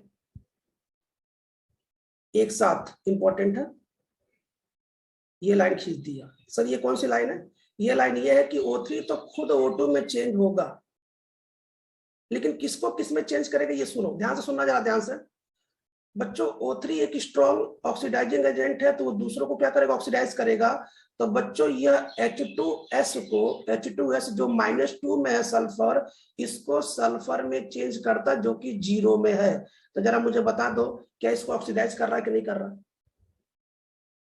हाँ सर। अच्छा, इस रिएक्शन को कैसे पढ़ेंगे? मैं एक डेमो दे रहा हूं, इस रिएक्शन को सुनो कैसे पढ़ेंगे। सुनो क्या करेंगे, ऐसे लिखेंगे H2S, दिव्य ध्यान से देखना, प्लस ओजोन। ठीक है, अब मुझे बताओ ये ओजोन खुद किस में टूटेगा? सर O2 में। और ये इसको किस में ऑक्सीडाइज करेगा? सर सल्फर में। बोलो समझ में आया कि नहीं कैसे रिएक्शन को पढ़ना है? हाँ सर। ठीक है, तो बच्चों हम क्या करते हैं, बाकी सब देखते हैं, जरा ध्यान सुनिए बच्चों। इसके बाद क्या है ना कि मान लीजिए आपके पास कोई ऐसा आयन है जो कि लोअर ऑक्सीडेशन नंबर में है, जैसे Sn+2 है ना, Fe+2। तो बच्चों ये क्या करता है ना, इसको हायर ऑक्सीडेशन नंबर में चेंज कर देता है, Sn+4 में चेंज कर देगा, है ना, Fe को Fe+3 में चेंज कर देता है। आपको पता है ना, आप ये अच्छे से जानते होंगे कि बच्चों Sn की 2 ऑक्सीडेशन नंबर होता है, +2 होता है, +3 होता है, सॉरी +4 होता है। और Fe की 2 ऑक्सीडेशन नंबर होता है, Fe की 2 ऑक्सीडेशन नंबर होता है, एक +2 होता है, एक +3 होता है। लेकिन बच्चों Fe की ऑक्सीडेशन नंबर +1 भी होता है। कहाँ होता है +1? अभी मैंने कुछ दिन पहले पी ब्लॉक में पढ़ाया था, मैंने कहा देखो ये बहुत इंपॉर्टेंट क्वेश्चन है, बोलो कहाँ होता है? Fe का ऑक्सीडेशन नंबर एक जगह +1 होता है। मैंने यस, ब्राउन रिंग कॉम्प्लेक्स, मैंने बताया था ना, ब्राउन रिंग टेस्ट में Fe का ऑक्सीडेशन नंबर +1 होता है। मैंने बोला तो बहुत इंपॉर्टेंट है, याद रखिएगा। तुम लोग तो याद ही नहीं रखते, एग्जाम तो हमको देना ही क्या। चलो कोई बात नहीं। तो बच्चों अब तो समझ जाओगे ना कैसे रिएक्शन लिखना है। अब तो नहीं लिखना ना मुझे दोबारा बार बार रिएक्शन, एक तो डेमो दे दिया ना, ये वाला कर लोगे ना? हाँ। बच्चों ये SO2 को ना, SO2 को क्या करता है बच्चों, ये SO2 को ना ये SO3 में चेंज करता है। मैं यहाँ पे स्टार लगा देता हूँ। स्टार क्यों लगा देता हूँ? क्योंकि बच्चों जितने भी ऑक्सीडाइजिंग एजेंट है ना, वो SO2 को ना, SO2 को SO4-2 में चेंज करते हैं। लेकिन ये जो ओजोन है ना बच्चों, ओजोन ये SO2 को SO3 में चेंज करता है, ये बात ध्यान रखिएगा, इसलिए मैंने स्टार लगा दिया। खैर कोई बात नहीं, आगे देखते हैं बच्चों। NO2- मतलब नाइट्राइट आयन, बच्चों SO3- मतलब सल्फाइट आयन। तो NO2- को बच्चों नाइट्रेट आयन में चेंज करेगा। आपको पता ऑक्सीडाइज करेगा मतलब हायर ऑक्सीडेशन नंबर में लेके जाएगा। और SO3- को बच्चों आपको भी अच्छे से पता है, सॉरी ये -2 है, आपको भी अच्छे से पता है किसको सल्फेट आयन में चेंज करेगा। सिंपल सी बात है, नाइट्राइट को नाइट्रेट में, सल्फाइड को सल्फेट में। चलिए एक और मतलब मैं ये बताना चाहता हूं कि ये जो IT आयन है ना, आइट आयन, इसको एट आयन में चेंज कर देता है। एट आयन समझते हैं ना, सल्फेट आयन, नाइट्रेट आयन, पहले क्या था नाइट्राइट आयन, सल्फाइट आयन ऐसे था। चलिए आपने H2O2 में एक रिएक्शन पढ़ा होगा कि ये जो पीबीएस है ना, पीबीएस याद है, पीबीएस जो कि ब्लैक कलर का होता था, कोई भी पेंटिंग उंटिंग को क्लियर करने के लिए, चमकाने के लिए H2O2 का यूज करते थे, मैंने सिखाया था बच्चों। ये पीबीएस को ना PbSO4 में चेंज करता है। अब PbSO4 बच्चों व्हाइट कलर का होता है, व्हाइट कलर का। कुछ समझ में आ रहा है कि नहीं आ रहा? हाँ सर। हाँ सर। इतनी स्क्रीन, गैस स्टेट आया था। हाँ इतनी स्क्रीनशॉट ले लीजिए जल्दी से, ले लिया स्क्रीनशॉट? हाँ सर। ठीक, थोड़ा सा मैं इसको ऐसे कर देता हूँ। हाँ, अब बच्चों थोड़ा सा इसको मैं और आगे बढ़ा देता हूँ। अब सुनो इसके बाद की रिएक्शन क्या है। इसके बाद की रिएक्शन ये है ना कि जितने भी हैलाइड आयन है, हैलाइड आयन, हैलाइड आयन मतलब Cl माइनस है बच्चों, Cl माइनस है, Br माइनस है, और बच्चों I माइनस है बच्चों, उसी के ना, उसी के गैस फॉर्मेट में कन्वर्ट कर देता है। अगर Cl माइनस लोगे तो Cl2 में, I माइनस लोगे, Br लोगे तो Br2 में, और I माइनस लोगे तो I2 में। याद रखिएगा सबको ऑक्सीडाइज कर रहा है, देख लीजिए ऑक्सीडेशन नंबर मिला लीजिए, -1 से सब 0 में जा रहा है, ऑक्सीडाइज हो रहा है बच्चों। एक और देख लीजिए, ये इसके बाद बच्चों ये NO को ना, ये NO को ना NO2 में चेंज करता है। अब ये क्या है ना मैं समझाता हूं, पहले यहाँ पे कंफर्म कर लूं। और ये है आपका O2। तो एक साथ मैंने पूरी रिएक्शन पढ़ा दिया आपको, और सबसे लास्ट वाली जो रिएक्शन है ना, उसके बारे में मैं कुछ आपको इम्पोर्टेंट यहाँ लिख देता हूँ, इम्पोर्टेंट बात बताने वाला हूँ, लिख देता हूँ इम्पोर्टेंट बात, है ना, वो बताने वाला हूँ। क्या है वो बता, पहले स्क्रीनशॉट अब इतना ले लीजिए ताकि सबसे लास्ट वाले के बारे में कुछ बताऊं।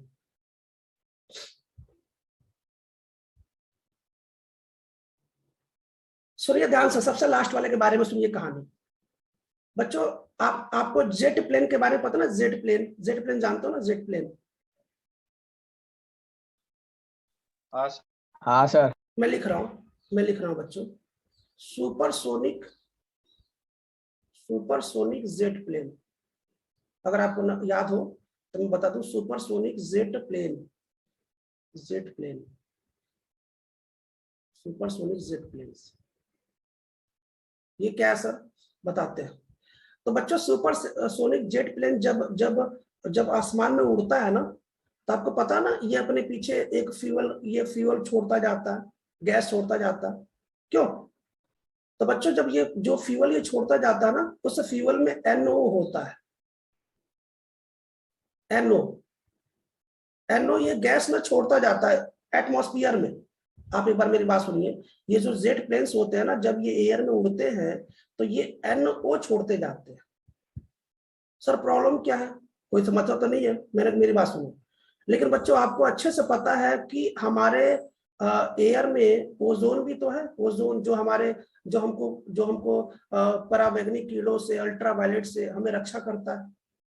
तो होता क्या ना कि ये जो ओजोन है ना, ये NO से रिएक्शन कर लेता है, और ये रिएक्शन करके ना, ये रिएक्शन करके इस NO को तो NO2 में चेंज कर देता है। लेकिन बेचारा ये जो ओजोन लेयर है ना, खुद बेचारा O2 में चेंज हो जाता है। देख लीजिए मैंने सबसे लास्ट रिएक्शन बताया। तो आप मुझे एक बात बताइए, हाँ सर। आपके ऊपर कोई ओजोन लेयर है जो आपको रक्षा कर रहा है। अब सुपरसोनिक जेट NO गैस बार बार निकालेगा, अब ये NO इस ओजोन को O2 में चेंज करता जाएगा, चेंज करता जाएगा। इसलिए तो बच्चों ऐसा कहा जाता है कि ओजोन लेयर में डिप्लेशन हो रहा है, उसमें होल होता जा रहा है। समझ में आ गया?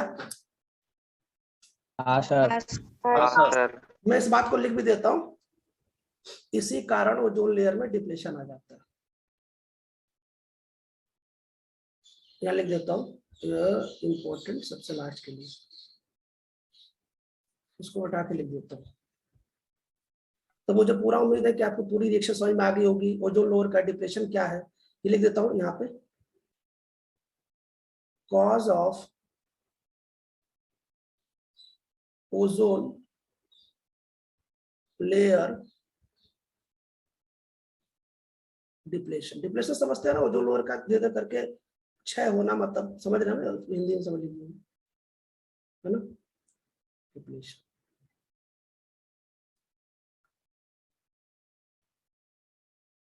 तो बच्चों हमने ओजोन लेयर की रिएक्शन आपको पढ़ा दी है। मुझे उम्मीद है कि आपको ये समझ में आ गया होगा। कोई दिक्कत किसी को? नहीं सर। चलो ठीक है, आपको कुछ बातें और सिखा देता हूँ, यहाँ तक पहले नोट कर लीजिए। इसको हटा देता हूँ, इसको हटा देता हूँ।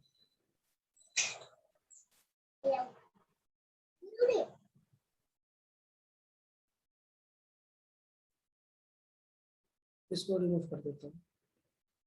तो बच्चों ओजोन तो समाप्त हो गया, फिलहाल जितनी ओजोन में बातें थी समाप्त हो गई। ओजोन के बारे में अच्छा, ओजोन के बारे में मैंने बताया था ना, ओजोन में जो ऑक्सीजन ऑक्सीजन बॉन्ड लेंथ हो तो बराबर होते हैं, ये सब बातें हो चुकी है। हाँ सर। हाँ सर।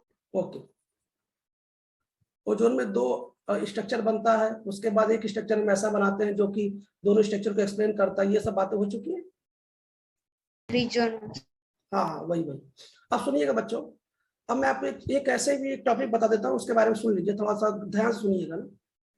एक टॉपिक है बच्चों,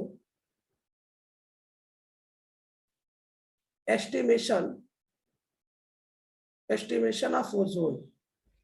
सर ये क्या है, मतलब बताता हूँ अब घबराइए मत बच्चों। एस्टिमेशन ऑफ ओजोन का मतलब होता है आप ओजोन का एस्टिमेशन करना चाहते हैं। सर समझा नहीं, मतलब आप ओजोन का मास निकालना चाहते हैं, आप ओजोन के मोल निकालना चाहते हैं, कुल मिलाकर आप ओजोन का कैलकुलेशन करना चाहते हैं। समझ में आ गया क्या है एस्टिमेशन का मतलब? अगर मैं बोलूं एस्टिमेशन मतलब कोई चीज का बजट बनाना है ना। एस्टिमेशन ऑफ ओजोन मतलब ओजोन का मास या मोल निकालना। कैसे करते हैं ध्यान से सुनिए, वैसे ये तो प्रैक्टिकल है, फिर भी सुनिए कैसे करते हैं। बच्चों आपने एक नाम सुना होगा, मैं यहाँ लिख देता हूँ साइड में, हो सकता है किसी ने सुना हो, नहीं सुना तो आज के बाद से सुन लेना। एक होता है आयोडोमेट्रिक ट्राइटेशन, सुना है कि नहीं सुना? सुना है आपने? ट्राइटेशन लैब स्कूल में होता है, बोलो। टाइट्रेशन सुना है। अच्छा कोई बात नहीं, ट्राइटेशन सुना ना, ट्राइटेशन। हाँ सर। हाँ उसी में एक ट्राइटेशन होता है जिसका नाम है आइडोमेट्रिक ट्राइटेशन। कोई बात नहीं, कोई सेम है, नाम है आइडोमेट्रिक ट्राइटेशन। होता क्या मैं बताता हूँ, ध्यान सुनिएगा। तो बच्चों जो ओजोन का जो हमें एस्टिमेशन करना है ना, ओजोन का जो मास निकालना, मोल निकालना है, हम आइडोमेट्रिक ट्राइटेशन की सहायता से निकालते हैं। कैसे निकालते हैं मैं आपको यही सिखाने वाला हूँ, ध्यान से सुनिए क्या करते हैं। सबसे पहले क्या करते हैं कि हमारे पास ये जो ओजोन है ना, इसकी रिएक्शन KI से कराते हैं। KI से, पानी तो है ही हमारे पास, KI से रिएक्शन कराते हैं। तो जैसे KI से रिएक्शन कराते हैं तो आपको अच्छे से पता ना, ये KI पे -1 होता है। आपको अच्छे से पता है कि बच्चों I- को I2 में चेंज करता है, ये तो पता ना। अब मैंने आपसे बहुत पहले बोला था I- को I2 में चेंज करेगा, क्योंकि ओजोन क्या है, बहुत अच्छा ऑक्सीडाइजिंग एजेंट है, ये दूसरे को ऑक्सीडाइज करेगा। तो मुझे बता दो, ये तो I2 में चेंज हो गया, ठीक है। अब बच्चों मेरे पास ये K है और ये पानी में H और OH है, तो ये बन जाएगा KOH। और उसके बाद बच्चों हमारे पास O2 बन जाएगा। O2 क्यों बना आपको पता है ना? O2 इसलिए बना कि ओजोन खुद O2 में चेंज होता है, यहाँ तक ठीक है। अब हम आपको बताना चाहते हैं कि इस रिएक्शन को जरा ध्यान से देखो, इस रिएक्शन को जरा ध्यान से देखो। इस रिएक्शन में ये जो आयोडीन है ये 0 ऑक्सीडेशन नंबर में है, ये जो रिएक्शन में आयोडीन 0 ऑक्सीडेशन नंबर में है। और मैं बताना चाहता हूँ कि ये जो आयोडीन होता है ना, आयोडीन बच्चों ये वायलेट कलर का होता है, आपको अच्छे से पता है ये किस कलर का होता है, ये वायलेट कलर का होता है। और मुझे इसी आयोडीन का ना, सॉरी बच्चों, मेरे पास ये जो ओजोन है ना, देखो मुझे इस ओजोन का एस्टिमेशन निकालना है, मतलब इसका मास और मोल निकालना है, और हम उसी तरीके से आगे बढ़ते जा रहे हैं। तो हमने एक रिएक्शन आपको ऐसे दिखा दिया, ठीक है। यहाँ तक आपको पहली रिएक्शन समझ में आ गया। ये जो बच्चों I2 जो आयोडीन होता है वो वायलेट कलर का होता है, ये बात ध्यान रखिएगा। अब क्या करते हैं, मेरी बात सुनो। अब क्या करते हैं, ये जो I2 हमको जो मिला है ना, I2, हम क्या करते हैं, एक सॉल्यूशन से इसकी रिएक्शन कराते हैं। उस सॉल्यूशन को मैं लिखता हूं Na2H2O3 बच्चों यहाँ पे 2 मोल लेते हैं, यहाँ पे सल्फर +2 में होता है। और बच्चों इसको अगर आपको याद हो, इसको हाइपो सॉल्यूशन के नाम से जाना जाता है, इसको बोलते हैं हाइपो सॉल्यूशन। तो हम क्या करते हैं ना, इस आयोडीन की रिएक्शन हाइपो सॉल्यूशन से कराते हैं, है ना। और ये जो हाइपो सॉल्यूशन है ना, ये नोन होता है, नोन मतलब पता रहता है, इसकी कंसंट्रेशन ना हमें पता है, ये नोन है, नोन कंसंट्रेशन है, मतलब इसकी कंसंट्रेशन हमें पता रहता है। ध्यान सुनिएगा। तो जैसे हम इसकी रिएक्शन इससे कराते हैं बच्चों, तो ये क्या करता है, ये बनाता है सोडियम आयोडाइड, बनाएगा ही क्यों, क्योंकि ये प्लस है और ये माइनस है। और साथ में बच्चों Na2SO4O6 बनाता है, क्यों, क्योंकि ये सामने वाले को ऑक्सीडाइज करेगा, मतलब ये प्लस इसकी ऑक्सीडेशन नंबर 2.5 होता है, क्यों होता है हम देख लेंगे। अब जरा ध्यान से सुनिएगा, प्रश्न ये है कि सर ये पूरी रिएक्शन करने से फायदा क्या हुआ, समझो, ये कलरलेस है। अब मुझे एक बात बताओ, अब मुझे एक क्वेश्चन जवाब दो बच्चों, मोल कंसेप्ट याद करो। मोल कंसेप्ट, मान लीजिए आपको ये चीजें पता है, तो मोल कंसेप्ट से ये चीजें पता कर लो कि नहीं कर लोगे, मोल से, हेलो, पता कर लोगे ना। अगर आपको ये चीज पता है तो बोलो I2 पता चल जाएगा, हाँ ना बोलो। हाँ सर। जब I2 पता चल जाएगा तो बच्चों बोलो ये I2 पता चल गया, देखो ये I2 आपने यहां से पता कर लिया, हेलो। हाँ सर। अगर ये I2 पता चल जाएगा तो बोलो ओजोन आया कि नहीं आया, ओजोन पता चल जाएगा कि नहीं चल जाएगा, समझ नहीं रहा यार। नीचे वाली रिएक्शन, मैं लैब की बात कर रहा हूँ, लैब में ऐसा किया जाता है, नीचे वाली रिएक्शन में जो हाइपो सॉल्यूशन उसकी कंसंट्रेशन आपको पता है, ठीक है, मोल पता है, तो मुझे बताओ क्या I2 निकाल लेंगे मोल से। जब I2 निकाल लेंगे तो ये I2 आ चुका, इस I2 से बोलो ओजोन निकाल लेंगे। यही टेक्निक होता है, इसी से ओजोन का एस्टिमेशन करते हैं बच्चों। ये जो नीचे वाली रिएक्शन है ना, नीचे वाली रिएक्शन, इसी रिएक्शन को बोलते हैं आयोडोमेट्रिक टाइट्रेशन। अब मुझे बताओ क्या इसी आयोडोमेट्रिक टाइट्रेशन से हमने ओजोन को एस्टिमेशन किया, क्या ओजोन का मोल निकाला। इसीलिए ओजोन के एस्टिमेशन में आयोडोमेट्रिक टाइट्रेशन का यूज किया जाता है। एक बार फिर सुन लीजिए, अगर आपसे कोई पूछे आयोडोमेट्रिक टाइट्रेशन क्या है, तब क्या बोलेंगे, सर I2 की रिएक्शन हाइपो सॉल्यूशन से कराते हैं। हाइपो सॉल्यूशन जो कि लैब में उसका कंसंट्रेशन हमें पता रहता है, नोन रहता है, और ये रिएक्शन करा लिया हमने, ठीक है। उसके बाद बच्चों हम इस हाइपो सॉल्यूशन से हम I2 की कंसंट्रेशन पता करते हैं, मोल से। I2 से पता करके ऊपर वाली रिएक्शन से हम ओजोन पता कर लेते हैं। इसी से बच्चों ओजोन का एस्टिमेशन किया जाता है। जल्दी से इसकी स्क्रीनशॉट ले, फास्ट, जल्दी से।